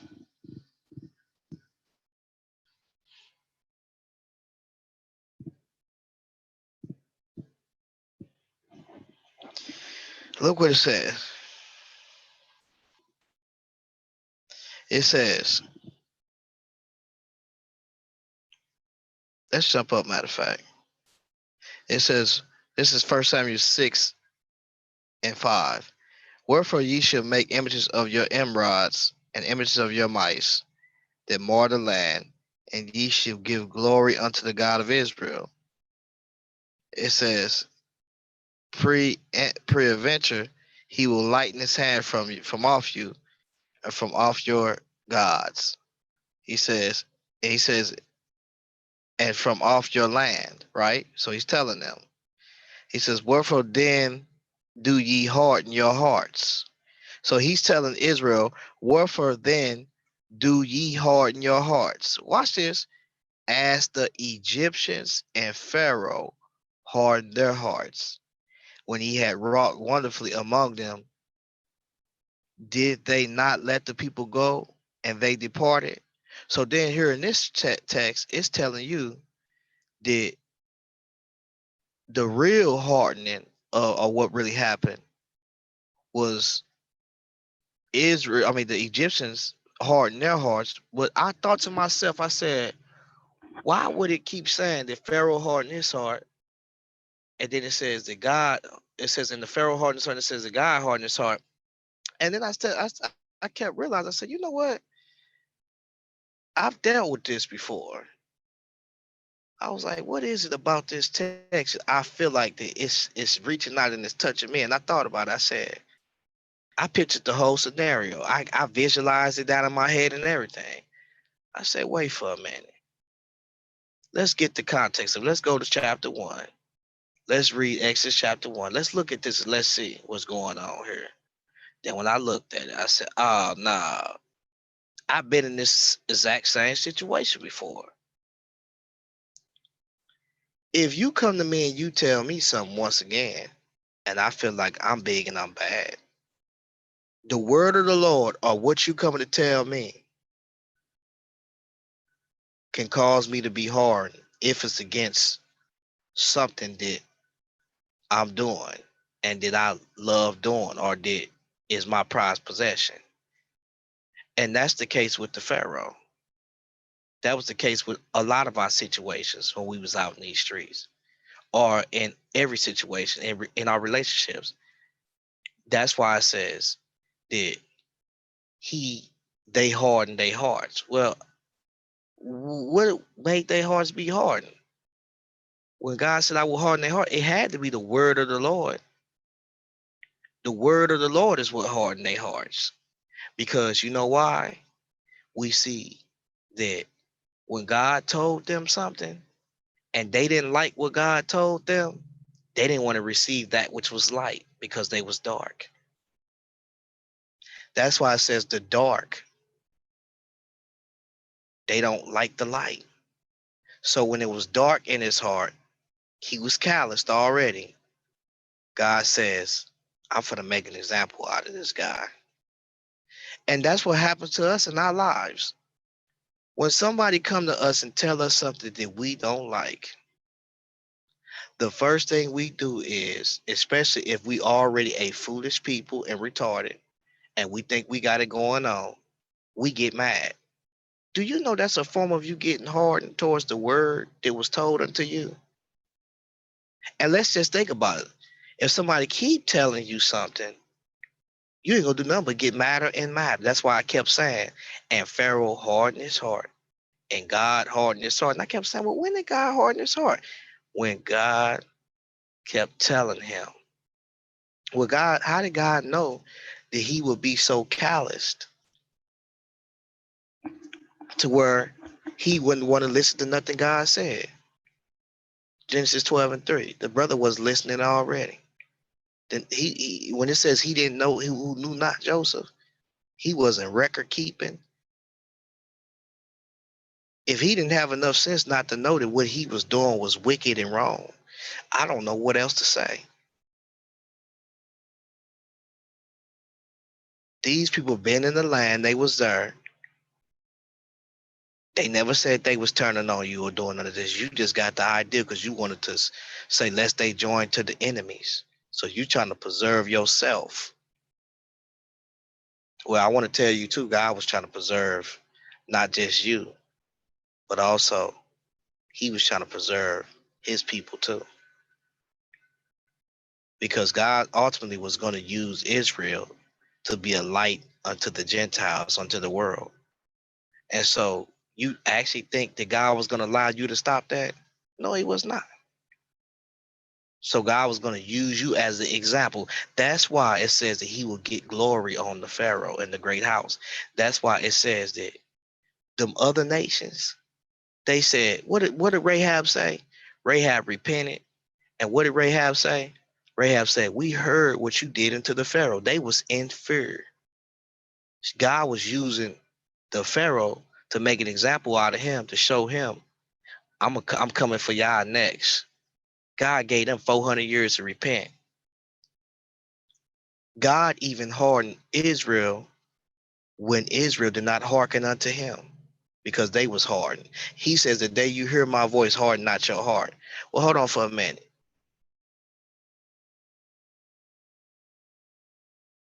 That means that Israel turned God down because they was doing the very deeds that he told them not to do, that these nations was doing. And when God told them not to do those things and say he would do unto them as he did unto these nations, he meant that. And Israel did the same thing that these nations did. They tried to stop the seed from coming by being disobedient, trying to break the covenant, killing the kings, overthrowing the different kings who the Christ was going to come to. We even have an example of when some of the brothers even spilled out just to prevent the seed from coming and raising up seed unto their brethren, to prevent the seed which the line of Christ was going to come through. So we see that this is a move towards to cut off that seed that will cause all to be blessed. That's what this is dealing with. Clearly, this is what this is dealing with.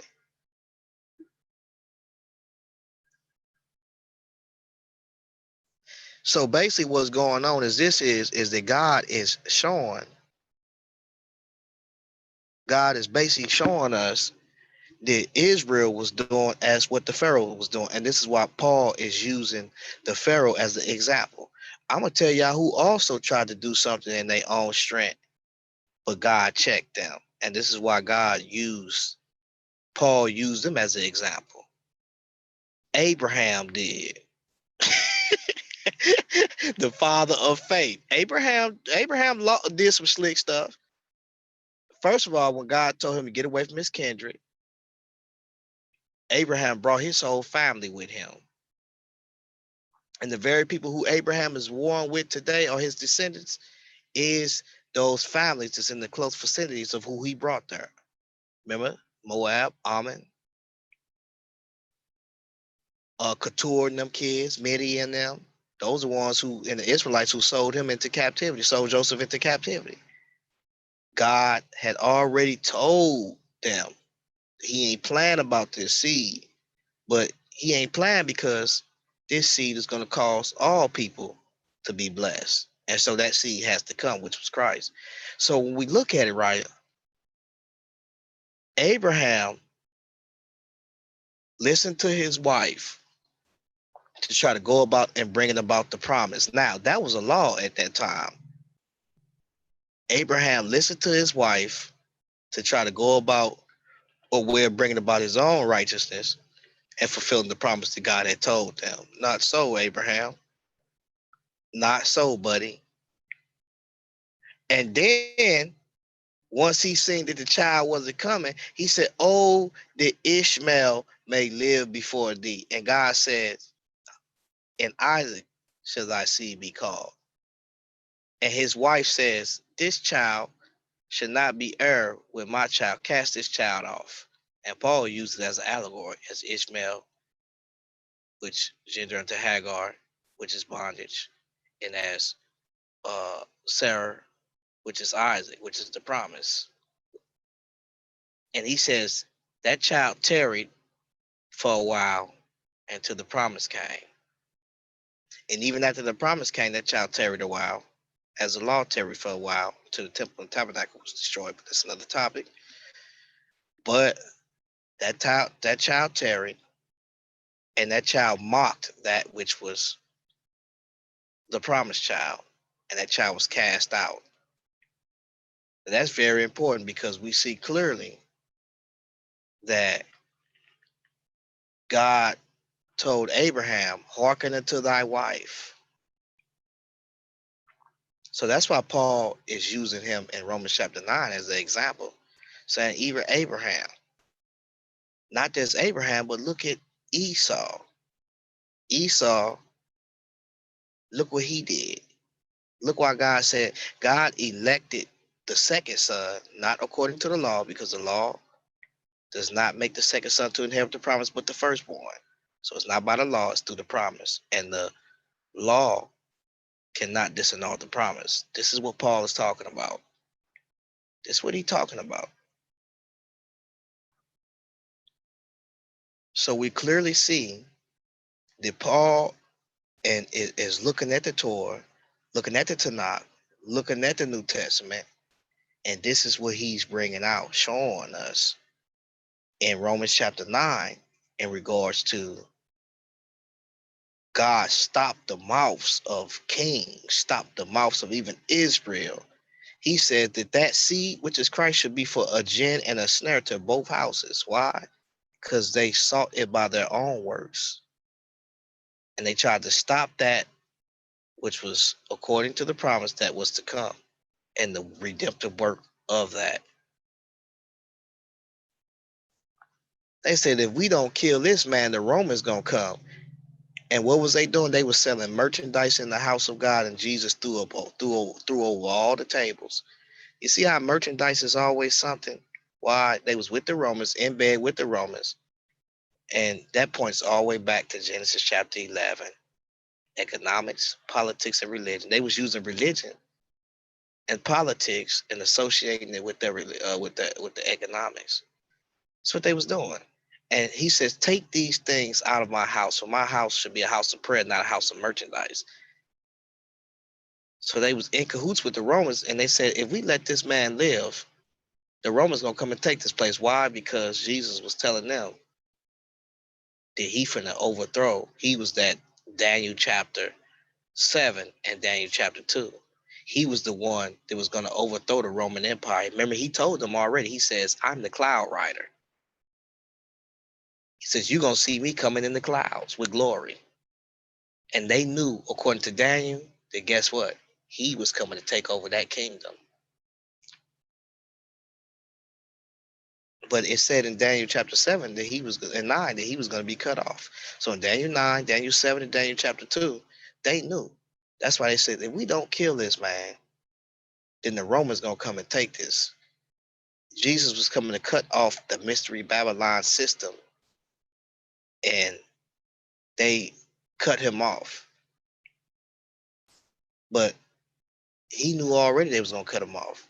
But he said that he was going to turn ungodliness away from Jacob. And he even used them in their unfaithfulness, in their hardness of their heart, to bring about his plan. So God will even use the unfaithful to bring about his plan and his purpose. That's what God does. He's going to turn that which you meant for evil around for good. So God will use your rebellious, evil behind, even the Pharaoh, make an example out of you to bring about something that is very glorious. But the ultimate purpose is Genesis 12 and 3, that he may bless the nations.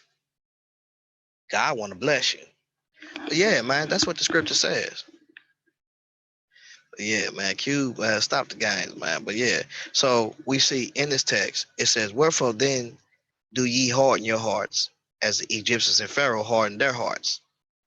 So clearly I told y'all how a person can become callous and hardened, pride and lifted up. And all God come to do is say, hey, look, you already know that if you in pride, you're gonna fall. When God came to them, giving that Pharaoh those words, he just got madder and madder, it says. Can you imagine somebody coming to check you and you got the highest civilization that there is at that time? And little old Moses come in with a throw rod finna overthrow your whole civilization.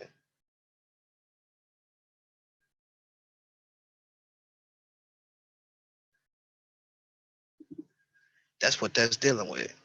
But yeah, man, that's all I wanted to give to y'all, man. This what you call, I had put the link out there earlier, but brothers didn't want to come in, but it's all good though.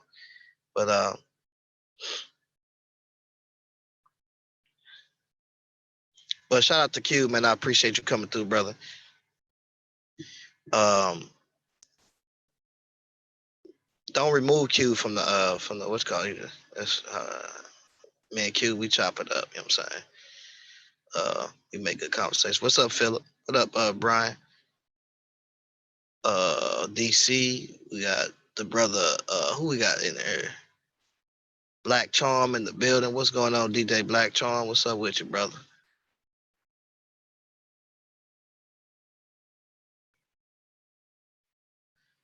Who else you got in here? Somebody was up on the SVDL live. I don't know who that was. The Black Smurf. What's going on? Sister Cherry in the building. Follower of Christ. What's going on? Who else we got in here? Well, yeah, so that's just real quick. I ain't gonna bring out too much of this because it's a lot of stuff that I will have to put notes together to just bring out. But I just wanted to show y'all a little, it's not you don't got to get deep with it at all. It's just showing you that really what took place and how a person what hardened the heart of Pharaoh, and God knew just the right words to say unto him, to really put him in a position to where God had already seen this brother is just he doing certain things. God had already showed Israel, told, down the line, told Moses, You know what was gonna happen. He told Abraham what was gonna happen. You know what I'm saying, um, God was long suffering towards these people plenty of times. The people had what you call a conscience, and this is why the Bible says clearly that man, they have, they it says the Gentiles which have not the law but do by law, but the Gentiles which have not the law but do certain things in the law. This is how we make moral government. You know what I'm saying? Moral governments, uh, laws that we see, because we have some type of goodness in us. Why? Because man partook of the fruit of the tree of knowledge of good and evil. So that very fruit that he partook of, God said, man has become one of us to know good and evil. So he can decipher between what is good and evil. Why?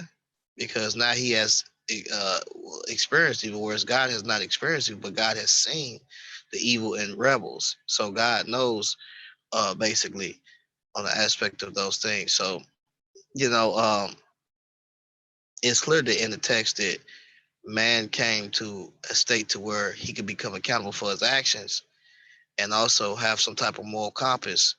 And so he will be without excuse. This is why in Romans chapter 1 it says man is without excuse.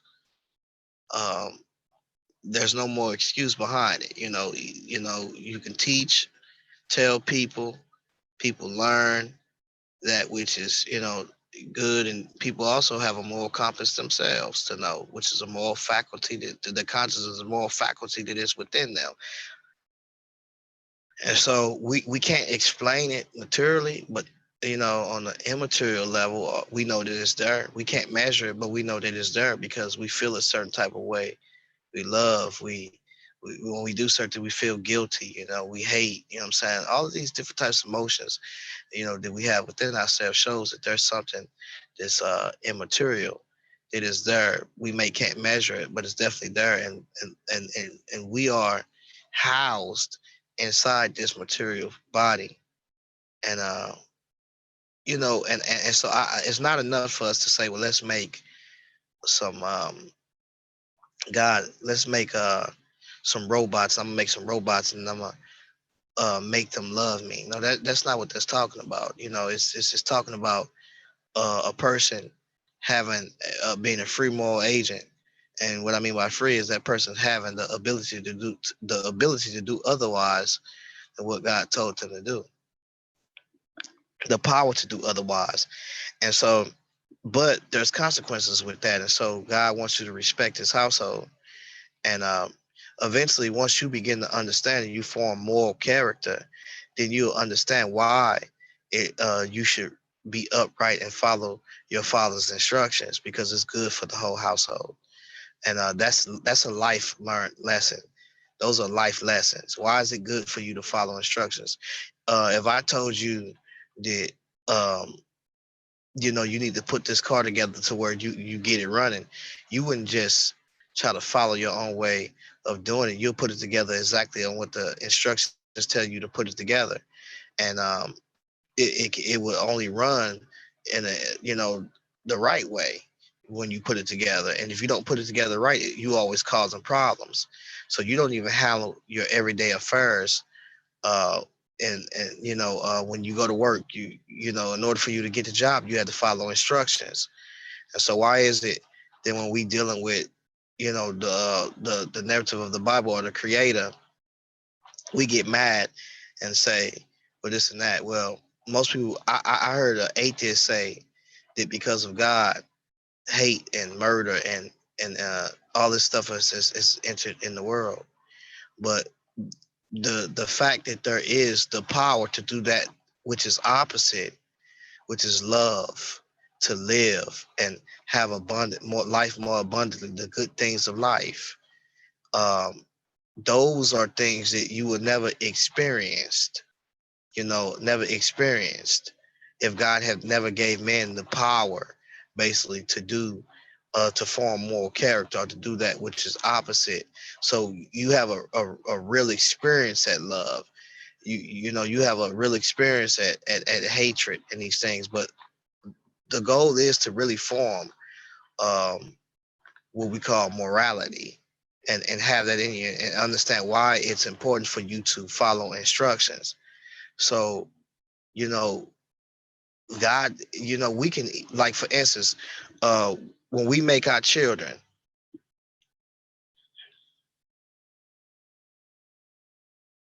So the link don't work. I don't know how you send the link to work. Hold on for it. Try it again.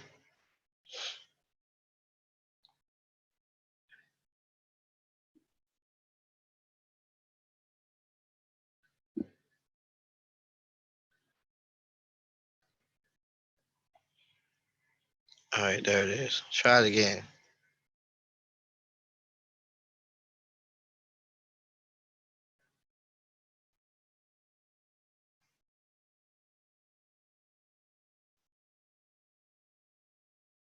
Cause I'm putting the link in the chat room. I don't know why it wouldn't be working though.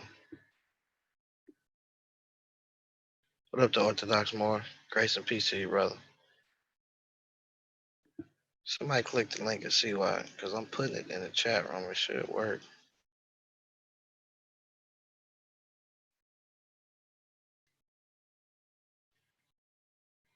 Oh, there it is.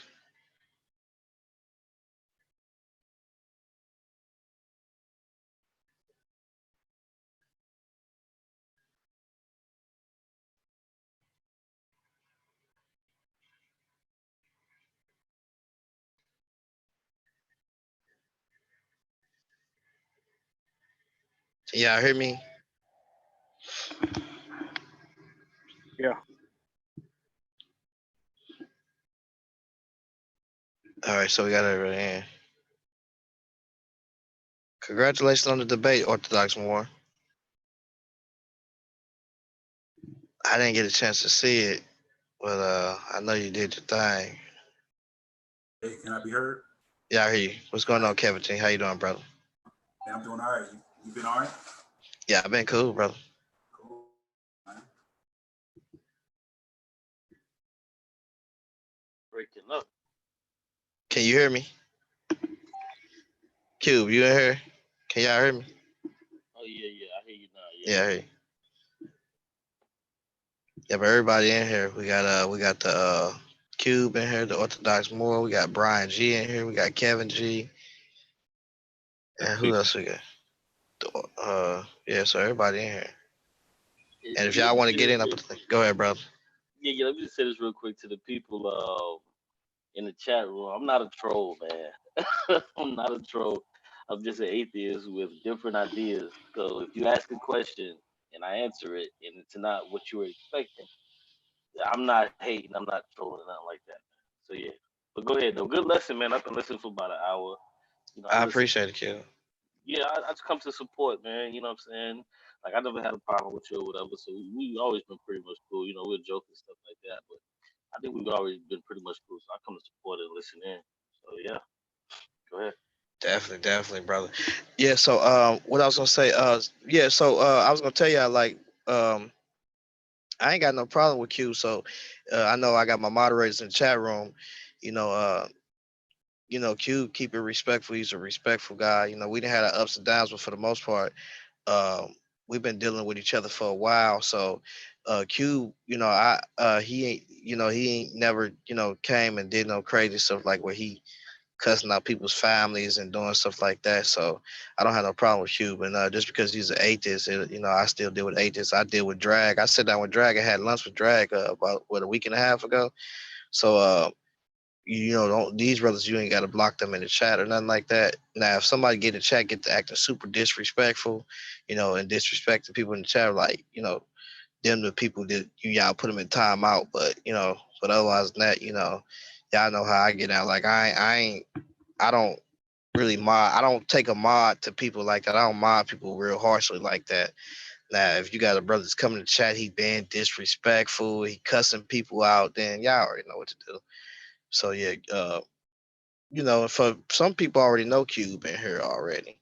That's in the chat room already. Like we deal with each other almost on a daily basis, if not.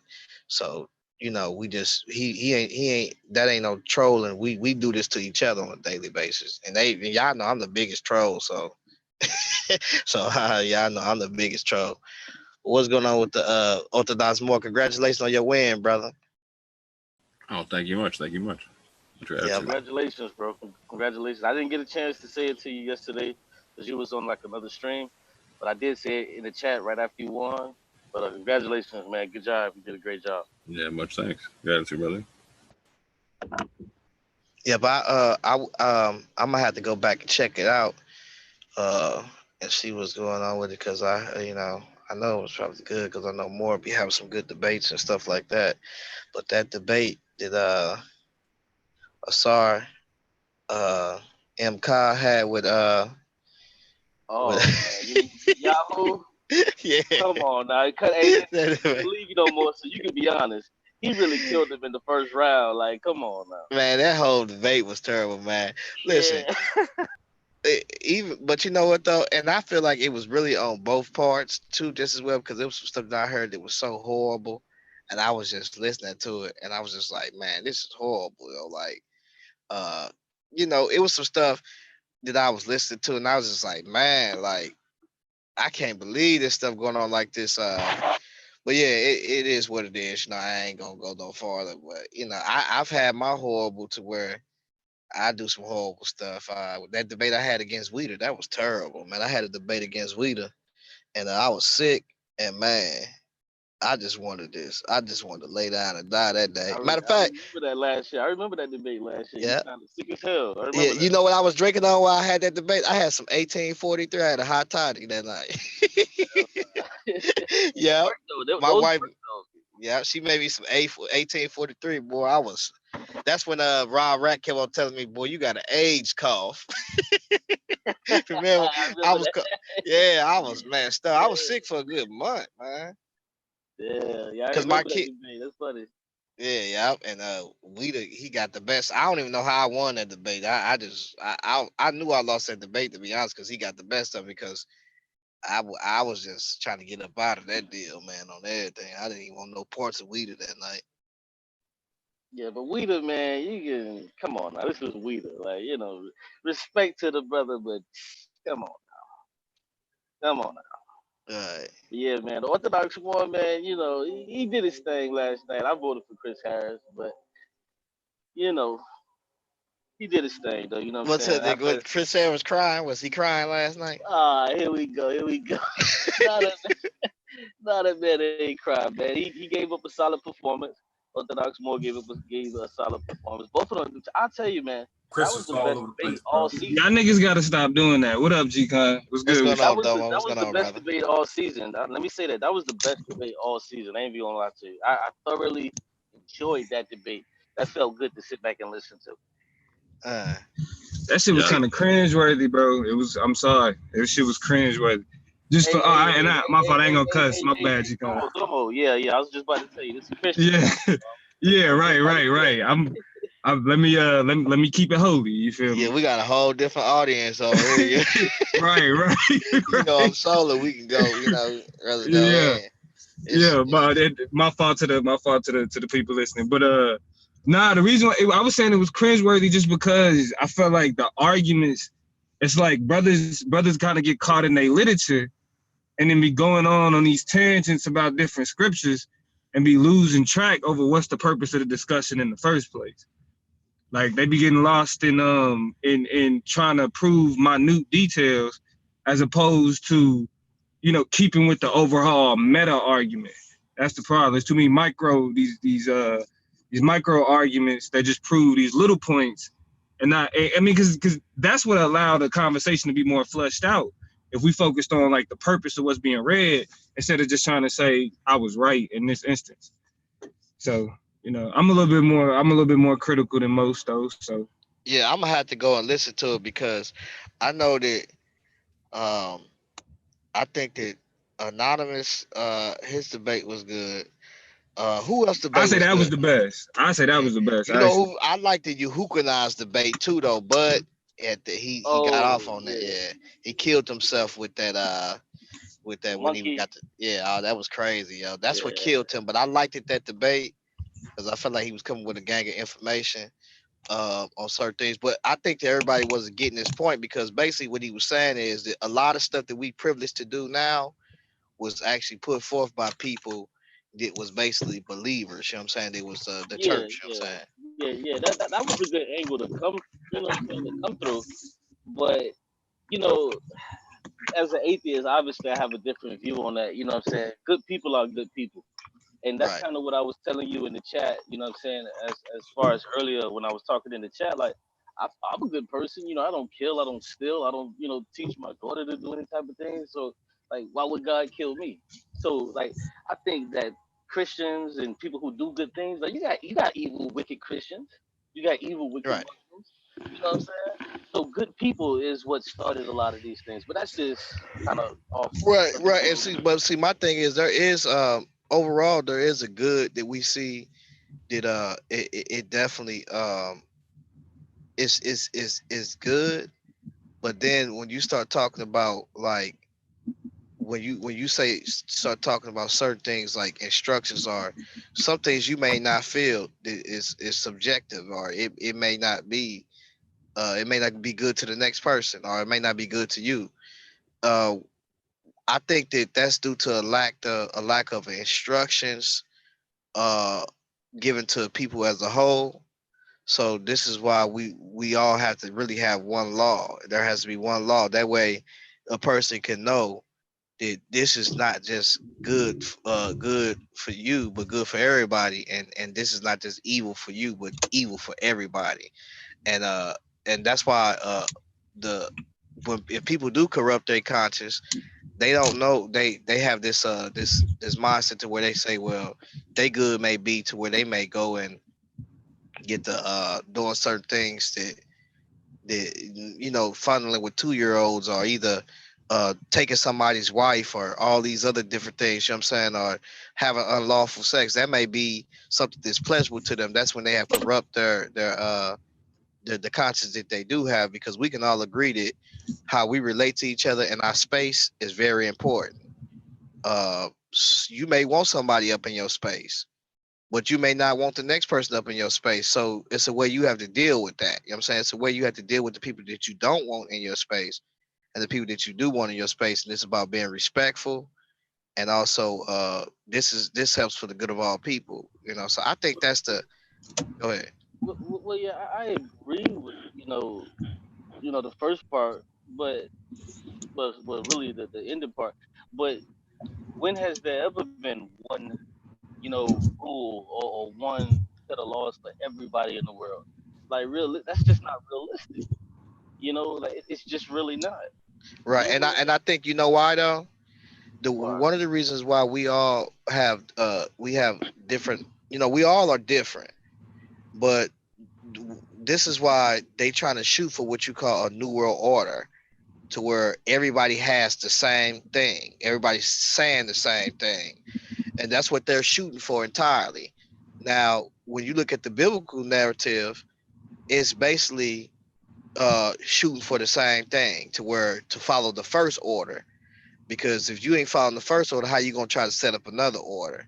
So that's what the biblical text is looking at. So I think that it is very important to where when people start doing stuff differently than what they've been told or going against protocol, we call it on the block, you going against the grain. I'm saying. And once somebody go against the grain, then guess what? Eventually somebody else gonna start following, going against the grain. And therefore that's when you start having this like competition between different parties, because everybody got their own way they want to do it. And that's the reason why the world is like it is now. Everybody got their own way they want to do it.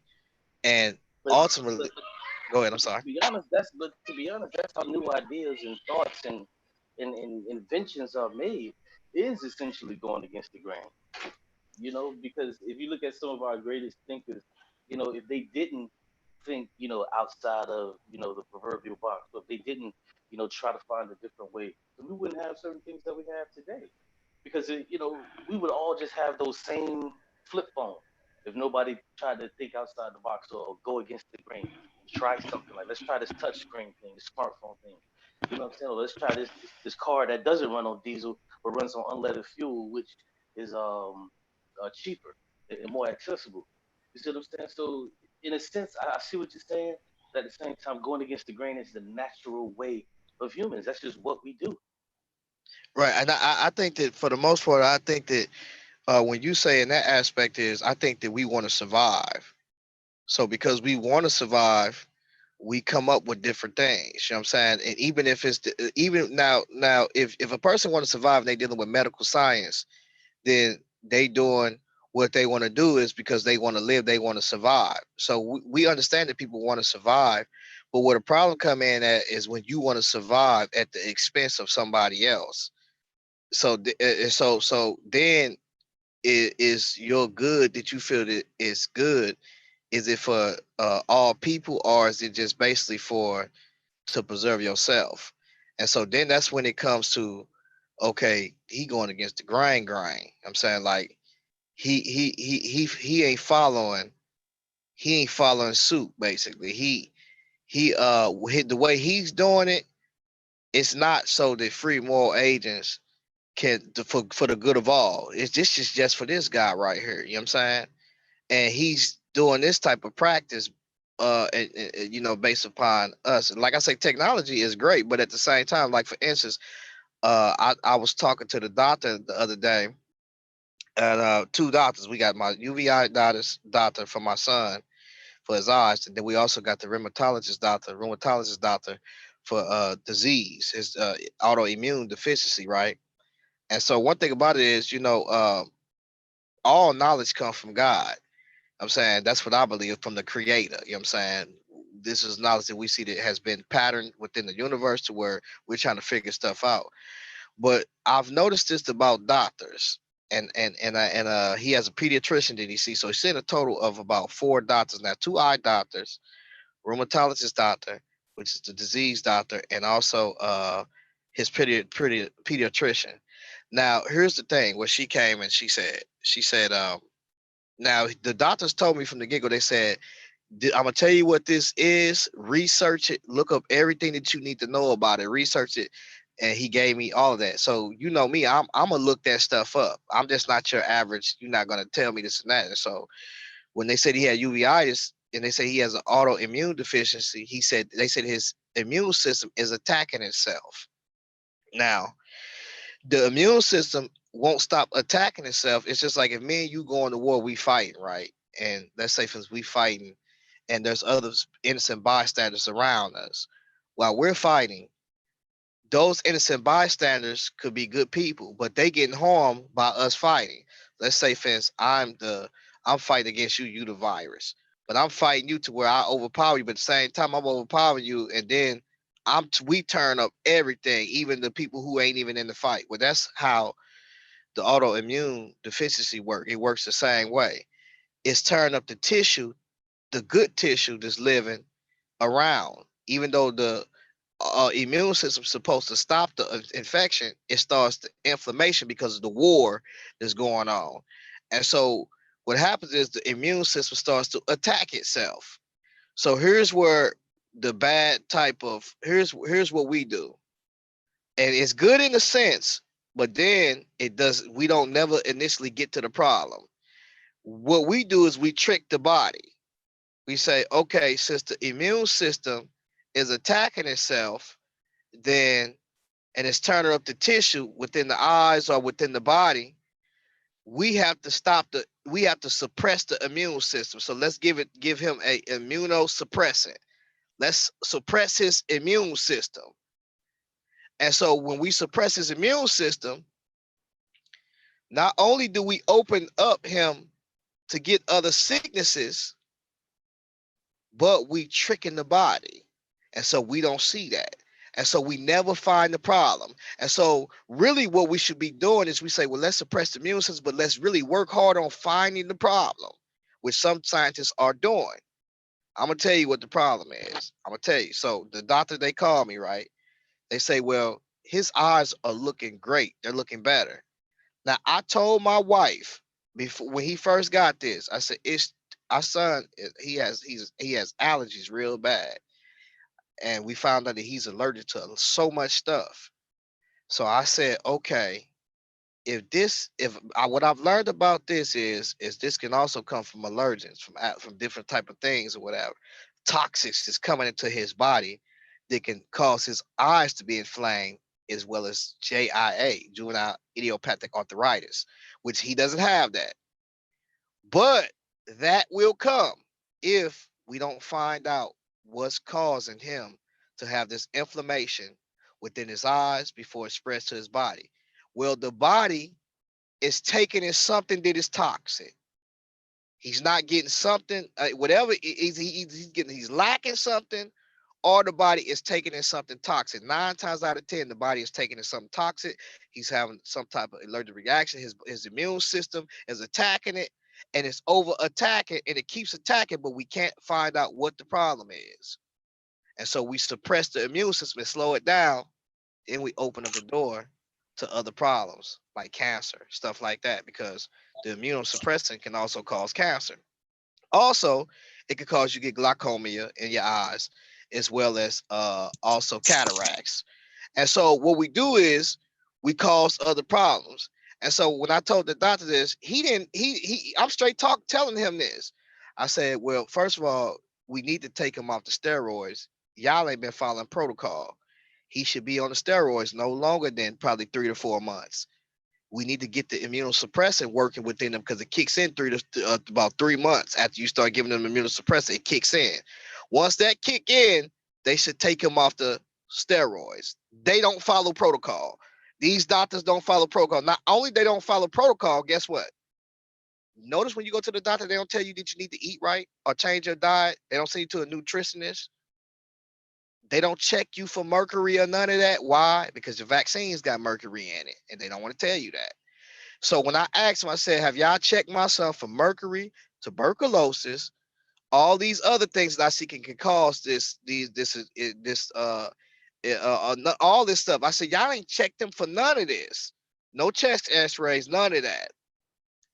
Y'all did some blood work, but y'all need to find out what's going on. That way we can watch out. But they don't care. So what they do was they didn't check for mercury. He said, well, we don't check. I said, well, why not?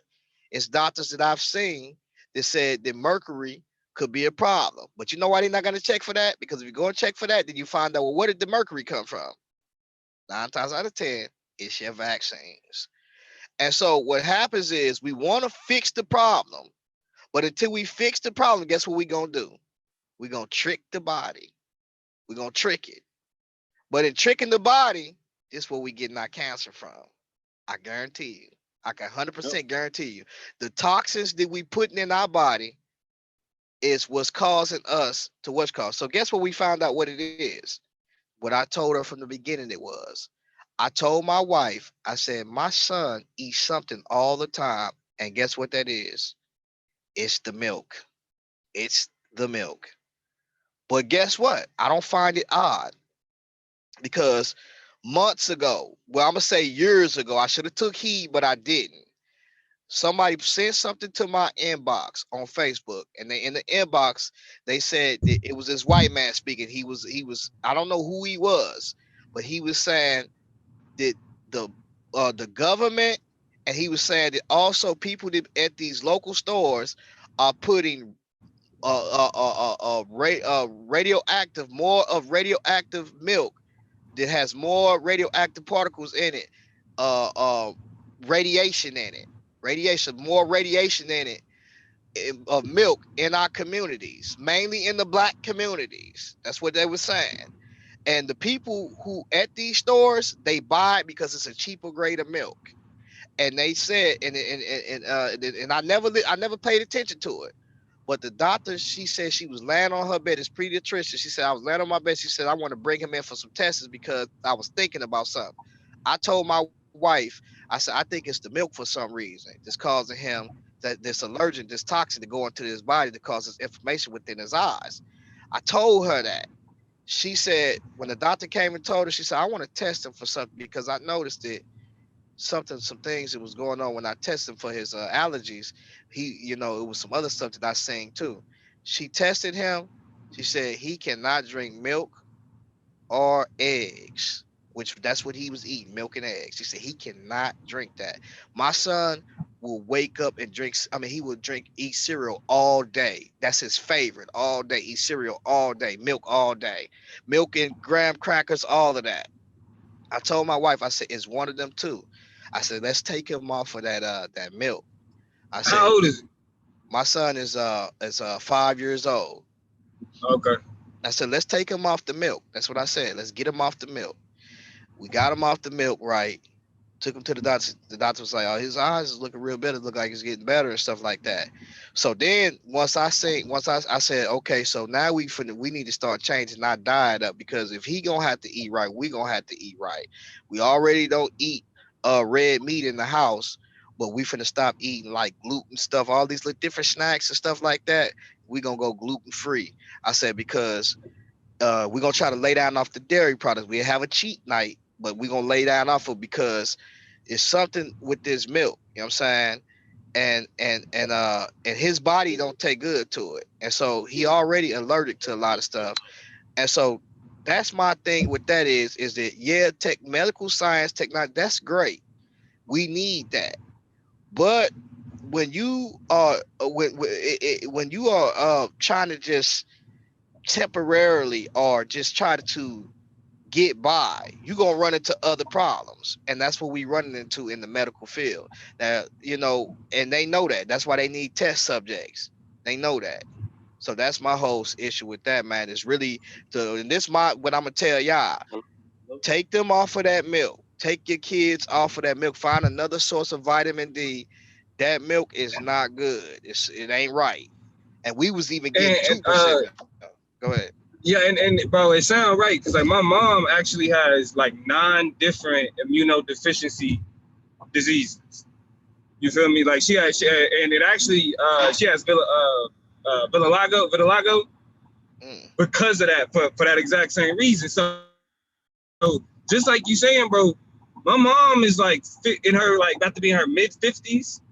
She just found out that she had issues with gluten. When she found out she had all these immunodeficiency issues, she found out that she was allergic to gluten. Yeah. Nigga, she been allergic to gluten her entire life. She Yeah. didn't, but no doctor, nobody broke it down. So like she would get sick from eating particular things or whatever. And we just thought like, oh, mom can't eat nothing, right? But she literally been like, she had to have her thyroid removed because that almost became cancerous. But it was because of these immunodeficiency issues that she had, and a part of it was like eating gluten her entire life. You know what I'm saying? It Yeah. made it to where it made it to where the issue got worse. She ended up getting, and her thyroid ended up growing to the point where it was growing down into her chest. You know what I'm saying? So And it's like, they don't tell you that either, Domo. That's when I asked that doctor. So now they saying they want to take him off the chemotherapy because the Zets Metrics or whatever it's called, the Zap map or whatever it is, it's Hey, it's real quick, it's a y'all heard? it's a chemotherapy. It's Hello? chemotherapy. Can you hear me? Hello? Can Yeah, I hear you. Q. yeah. Man, I was gonna say, man, thanks for letting me on, man. Good show, man. And I'm about to break up out of here. But I appreciate it, man. I'll definitely come back on, support the channel, man. Help you build it up and all that good stuff, man. But I I definitely appreciate the appreciate you, Q. conversation. No Grace and sweat, no peace. sweat. Grace and peace, brother. Good night. Grace and peace. And so that's why I say like Domo, like for reals, bro. Like when I told the doctor, I said, okay, because he's supposed to see a nutritionist, this what's called, because I told that doctor, and my wife said, my husband said it's the milk, and she come back telling him it is the milk. So my son, he already was like, I don't. He told my his auntie, he was like, I don't drink milk. You know what I'm saying? Because she was trying to make him bowl of cereal. He was like, I don't drink milk. But I said overall, I'm taking it out of my house because when you look at it, was talking to my friend and he said the same thing before I even said it. He said, man, my child don't even drink milk. He's like, well, he ain't never drunk milk since he been born. You know what I'm saying? He was like, get him off that milk, bro. He told me that. I didn't listen, bro. My son would be drinking milk every day. That's why when he started having this immune deficiency, I knew it. But I'm gonna tell y'all something. The war is banging on these two doctors. They got into it with each other because one of the a uveitis doctor told the other doctor, he said, hold on for a minute, man. He's like, he need to come up off that uh the the chemotherapy medicine. He said because he doesn't have he doesn't have juvenile idiopathic arthritis. It's no sense. He been on it for 3 months. His eyes is the inflammation has gone down I mean drastically in his eyes. He said it's no reason why he's on this because the doctor, the uveitis doctor, he knows what that medication can do in the long run. That's why Yeah. he was like, he said, nah, man, you need to take them up off. Now listen, the steroids always is gonna kill your organs. That's why they got to give you what is it? What type of fluoroside acid or something? I forgot what it's called. They got to give you some type of vitamin B with it, or sometimes. And then you know what's crazy though? If you get too much vitamin B, it causes you to be super hyper. And another thing, because I used to have to get B12s a shot a lot too, but also when you take a vitamin B, I suggest that you take vitamin D with that because it slows down that hyperness that you get. But he has to take that to deal with the side effects because the medicine that they giving him, it causes him to lose a lot what he need.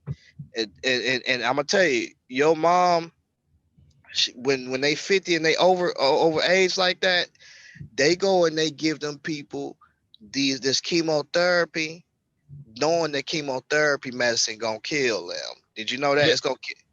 Nah, yeah, brother, because chemo, the purpose of chemo is to kill everything. Yeah, Like it does it all. Like that's why when the whole people hair falling out ain't because they have cancer. It's because the chemotherapy is that they using to try to kill the cancer is also killing everything else. That's killing why it. they Yep. trying to give them weed and all of this other stuff so that they can still eat and still function, but it's just the just in trying to kill the cancer, and that's why it's bad to be misdiagnosed like that, because that chemotherapy could cause things to get worse when when that's not even what's needed. You know what I'm saying? From what it sounds like, for sure, for sure. Yeah. Especially if you're talking about allergic reactions, and it's possible that he may grow out of some of them, because like as a kid, Exactly. Yeah. as a kid, I was extremely allergic to grass. Like I couldn't play in grass. I couldn't let a leaf touch my face or none of that. Because what would happen is like I would break out, and I had skin allergies, just break out in a rash all over my body if it touched me. But as I got older, like it just went away. You know what I'm saying? Like I may still break out. Like if my dog is eating grass and he come like licking my hand or whatever, I get like a little bump or whatever. But in terms of those type of allergies, sometimes it really just required a kid like growing up, because the body can adjust. The body adapts on its own, and when we start giving it, that's why I don't really like messing with medicine. I kind of like dealing with pain on my own, because when we start giving the body stuff in order to deal with issues, the longer that we give it, the more the body relies on it, and it stops producing the stuff, the things needed to take care of it on its own. It becomes reliant on the medicine. You know what I'm saying? That's why people who, That's with the called opiate, dependency. right, exactly. You become dependent on your body becomes dependent on that particular drug to produce the things that's needed.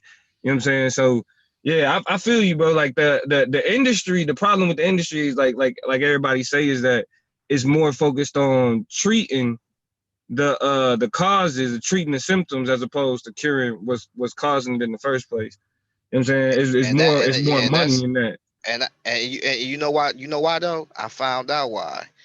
Because let's say Finn's right, and I keep telling people this. They understand that entropy is real.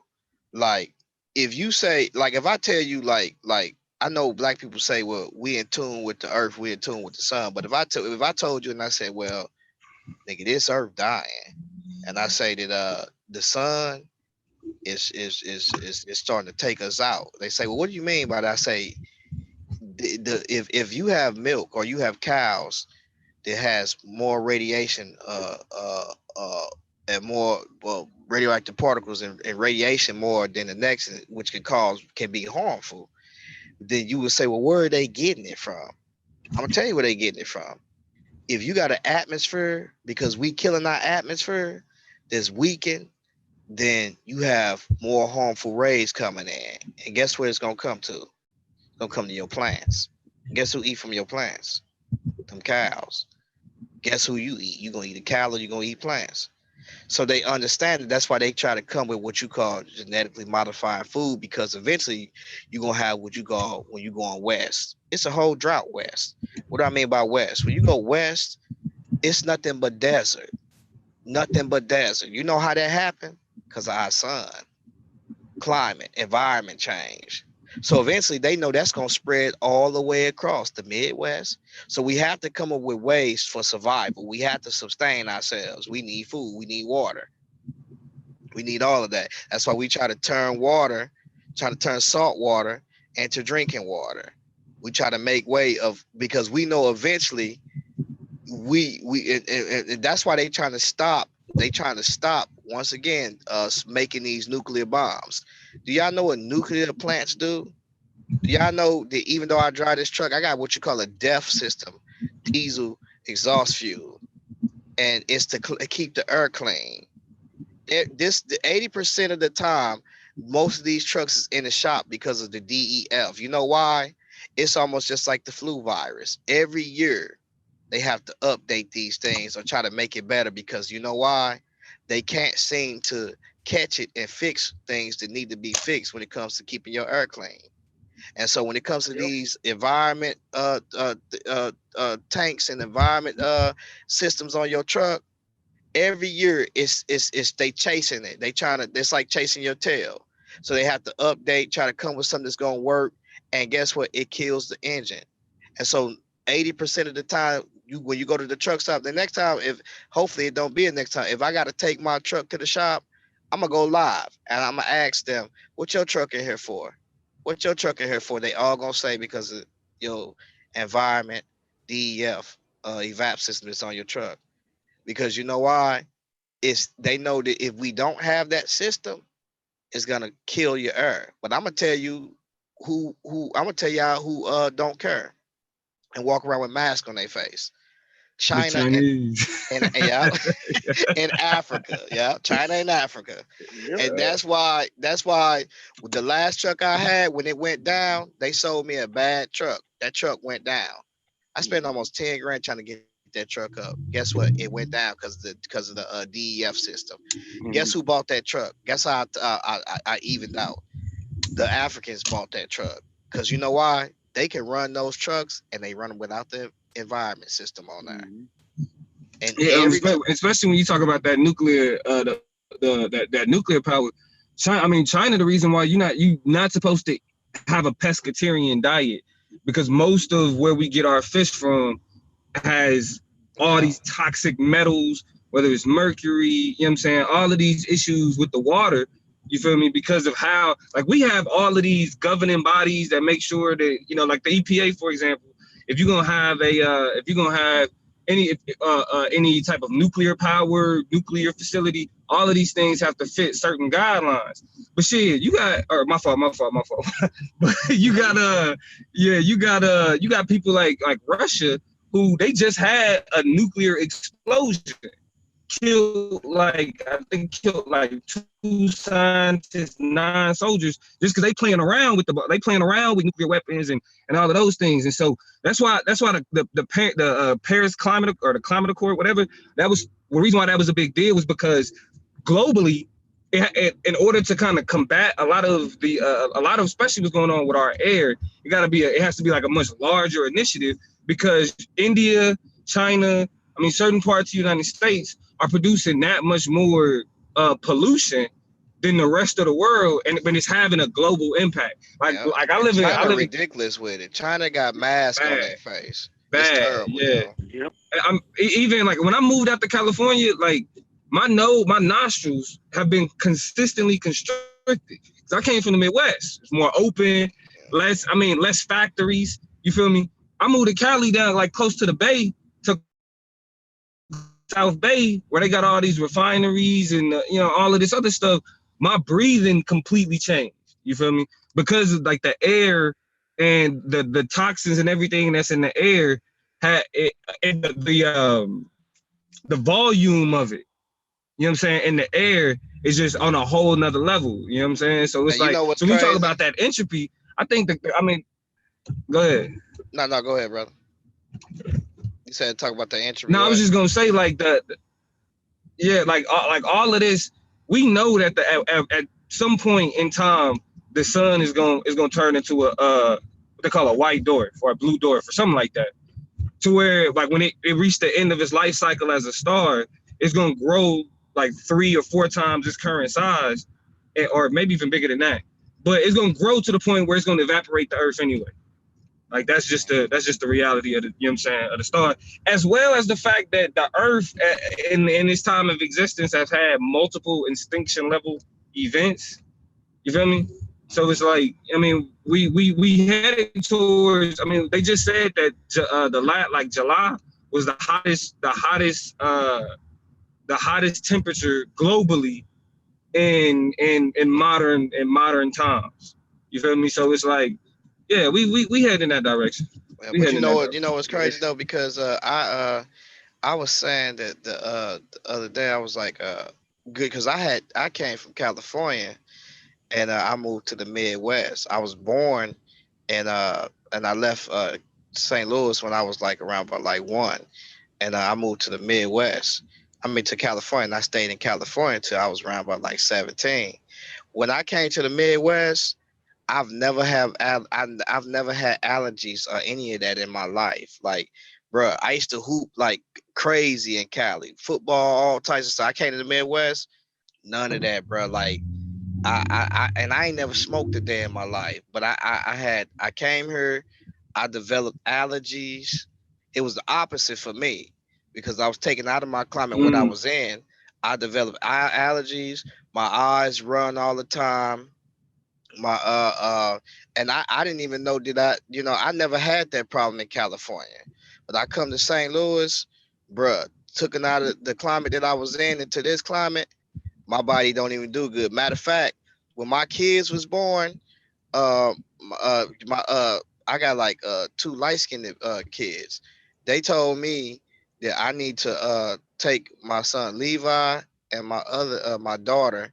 They was like they need more sunlight because in St. Louis, they wasn't getting the sun that they need. And mm, that's why we was talking about moving from St. Louis and moving probably back to California because I'm moving close by the equator because my kids wasn't getting the proper vitamin D and iron that they actually needed. I'm saying. And so I was like, man, we should move back to a colder, I mean to close to the equator because these kids is they it's like they get more sicker this when they stay getting sick when it comes to staying in the Midwest. But see, that's how I was when I moved to the Midwest, bro. I stayed getting sick and taking had to take B12 shots and all types of because I was taken out of my environment what I was in and moved to that environment. I developed allergies, bro. I didn't even know that I never had it in California. But I don't know. Like I was telling the doctors, how can I get allergies? That's how I knew already that allergens, bro, is from your environment. Stuff that's maybe toxic within your environment that you might get more of that you might not get in another climate. yeah, you probably had it's more pollens and allergens in the Midwest, like especially in like the St. Louis as opposed to California, because it ain't as much. It's more greenery, right? You got way more plant life. So like what you was dealing with was just the pollen and the allergens that come from plant life. And then when I came out here, I was dealing with the more so because I had a nigga or I would sneeze or deal with that type of stuff, but um it never got that bad. Like it'd be moments where my nose would be stopped up or whatever. But since I moved out here, man, it's been like every 2-3 weeks I can't breathe out my nose because I mean, even when you watch the news in the morning, they tell you whether or not the air quality is breathable and Yeah, all of y'all that. got smog real bad in Cali, bro, real bad. Yeah, And yeah, pollen's man. Yeah. pretty bad down here in the south too. Yeah, yeah, it's real bad down there. That's why I say when my son when his I told my wife, I said my son's eyes when they run like my eyes do. Like I'd be sitting there talking and my eyes start running. I'm saying, and his eyes do the same thing. So when he started having this problem, I was like, man, I think he got a real bad case of allergies because his eyes do just like mine. But like you say, a lot of that stuff he gonna grow out of. You know what I'm saying? But they was trying to keep him on the steroids for so long, and I told the doctor, I said, nah, he need to come up off them steroids. I was like, soon as this other medicine kick in, he come up off them steroids, and then in about 6 months, I'm 6 months to a year, it's time for him to come up off that other medicine too because he don't really need it. I said his eye, we seen I seen looked at the X-rays of his eyes when he first came in and looked at him now. I was like, man, it's a big difference. You know what I'm saying? Like it's a whole big difference because at the rate that he was going, once they seen his eyes and they know that they misdiagnosed him, they kept saying he got pink eye. And I kept telling her, I said, he ain't got pink eye. I was like, I said, you could know when somebody got pink eye because it's like you get eye boogers. You know what I'm saying? They run out a whole lot. I said, that ain't pink eye. I said, that's something else. I said, you need to take him and see because they keep telling you pink eye, giving you this message. This ain't pink eye. Soon enough, one of the doctors was like, the eye doctor seen him and was like, we need to get him in tomorrow, get him in as soon as possible. They immediately got him in because they knew already they had misdiagnosed him. And the doctors, when they was looking at when they looking in your kid's eyes, don't let them just flash and just look real quick because them doctors that the uveitis doctor said, how long has this been? It's like they should have seen this. They didn't see this. They looked at his pupils. They turned into stars. That's how bad it was inflamed. So it wasn't even a circle no more. It was stars. It was like it had got so inflamed so bad that when my wife seen it, she immediately started crying because she it was that's how bad it looked. And they were saying that he can go blind if they don't get a hold of. So they immediately start put him on a medication, and that medication costs $340 just for like uh 1 to 2 milliliters of that medicine. You know what I'm saying? Just for that's how much that medicine they give you that medicine a week at a time, and they don't give you a high dosage of that medicine because that medicine it causes a lot of problems. So but yeah, man, that's what but it's getting better though, because it's the diet. We got to change the diet up. You got to eat right. I'm saying, mainly, if you can, the more vegetables you eat, the more fruit you eat is really better. You know what I'm saying?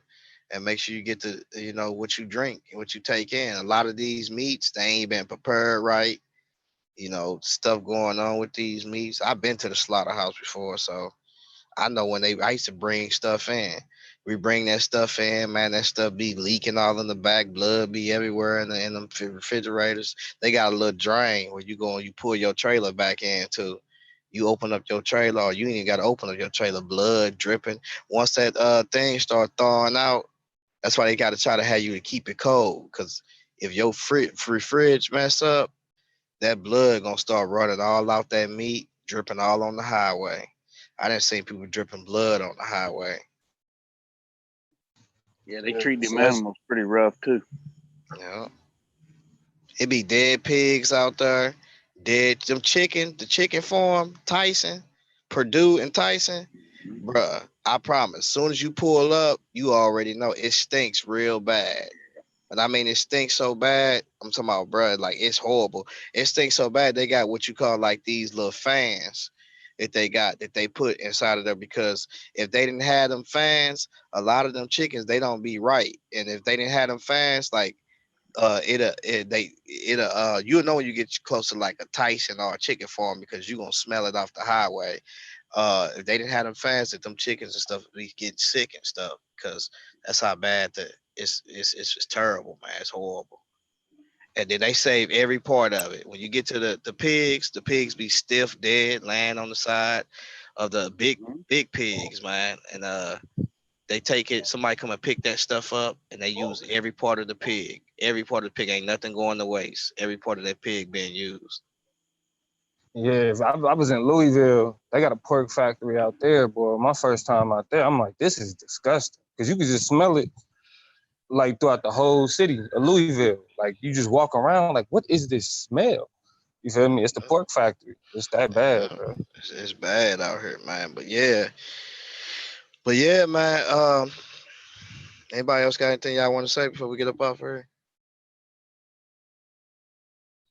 Nah, I seen you had to take you a little break, huh? Yeah, man. I've been chilling, yo. Like, yeah, Yeah, I feel you. I cause I feel was you. getting real demonic. You know what I'm saying? I was acting like a devil. You feel me? And anytime Nah, I start yeah, acting like respect. that, yeah, anytime I start acting like that, I gotta pull it on back, cause then I started snapping and doing certain things, and my wife be looking like, dang, like you really upset, huh? And Yeah. I, when it get that bad, and my head start hurting, cause back in the days, we used to be arguing in these back chats real bad, and my head used to be hurt. And so when my head start back hurting like that again, I'm getting too old to be sitting up there to be arguing with these brothers on this silly stuff, man. It's too much to do out here. You know what I'm saying? Too much to Facts. learn. It's too much to do. And I do like the relationships that I did build, because you know what I'm saying, some of the people you get on with every day, y'all brothers be like, this family every day. This, like, we talk every day, you know what I'm saying? I'm with y'all 24/7 on that hangout. But sometimes when it get to too bad, to where when it get to getting a certain way, then you do need to pull back from certain things, because brothers ain't really getting along, and then certain stuff happens. And as men, we do love to argue, but nigga, sometimes they get old. Nah, I can respect it, bro. Just cause I mean me, I ain't really phased by it, just cause this like I'm a debate culture I didn't been a part of. So like the bickering and for me, I don't take none of it personal. You know what I'm saying? So he cussed me out one day. I'm not about to go. I mean, yeah, we gonna yell, but we ain't gotta get like that. But I mean with y'all have been doing this for way longer than I have, you feel me? So I ain't even reached that fatigue. I mean, to be honest, I don't invest myself enough to even reach that level. You know what I'm saying? That level of fatigue. But I can see how it could be a trap like that though. 'Cause sometimes I just gotta be like, man, I ain't even let me, cause yeah, I have it in my headphones at work. But then other times I'm like, man, I'm just listening to some music. I don't really need to be, cause it's Right. just, you know what I'm saying? Cause sometimes it just don't be what it is. Even though that's what draw the crowds and all of that. But yeah, man, I was just like, man, the G-Con live. Let me go and check on the boy, cause you feel me? He was like, Right. man, I'm getting up out of it though. So yeah, Yeah. so it's good to see you back on doing your thing, brother. Yeah, definitely, definitely. But yeah, I appreciate you coming on through, man. You're always welcome to come over and have discussions. I like even having discussions with Q, because he raised my awareness of certain questions that he asked. Because trust and believe, I got questions too. I don't have all the answers. I got questions, and so some stuff I had to look back and had to think about certain stuff. I don't know why the Lord do certain things. That's why we coming out with we're gonna come out with a session that's gonna be called the theological discussion. And basically what it's gonna be dealing with, like, certain questions that people are afraid to really ask. That we gonna be trying to ask these questions to try to figure this stuff out, try to see what's going on with it. Like certain things in the Bible that what we see that what people they afraid to deal with it. And for the ones who have dealt with it, it's just like, nah, nigga, that ain't right. You know what I'm saying? Yeah, Like that ain't answering that. That ain't enough. That ain't fulfilling. You know what I'm saying? Like, right. and so that's why we was going, there's a lot of questions that we see, a lot of things that people ask, a lot of things, maybe somebody gonna come forth with some type of input with something that's gonna help somebody out, to where some people ain't seen something that's there, that what we might be looking at, but we uh just we ain't seeing it like that. So that's why I wanted to have that type of open discussion, to where many thoughts come in and really get a perspective on what they see in the text, starting off with, in the beginning, like, why does God test people? You know what I'm saying? And, what does God know? These different questions and different things that we see in the text. Why would God kill these kids like that? Because that's stuff to where, if God asked me to go kill some kids, that'd be hard for me to do. You see what I'm saying? And so, that's type of stuff that, people want to know. Maybe somebody have a better answer than what I do, or maybe I have some answers that might help somebody else out. But those are questions that need to be asked, and people, are not willing to really they sidestep those type of things. And I'm starting to realize that or one of the things, does God predestine people to hell? You know what I'm saying? Those are some of the topics that I want to be looking at. All these other things, that's cool, but we need to answer those questions. We need to make sure those questions are looked at, uh, and see, can we deal with that stuff. For sure, yeah. Let me know. Yeah, I'd love to be a part of the dialogue, bro. Yeah, definitely, definitely. Any one of you brothers got something else y'all want to say before we get up off here? Yeah, definitely let me know, G-Con, because I like that stuff too. Definitely, definitely, brother Brian. Let's see. I wouldn't If you not. got something going on in the future with any of those topics, just let me know. Uh, definitely, definitely. And so, who else we got in here? Orthodox Moore. What's going on with you? You still in here? No.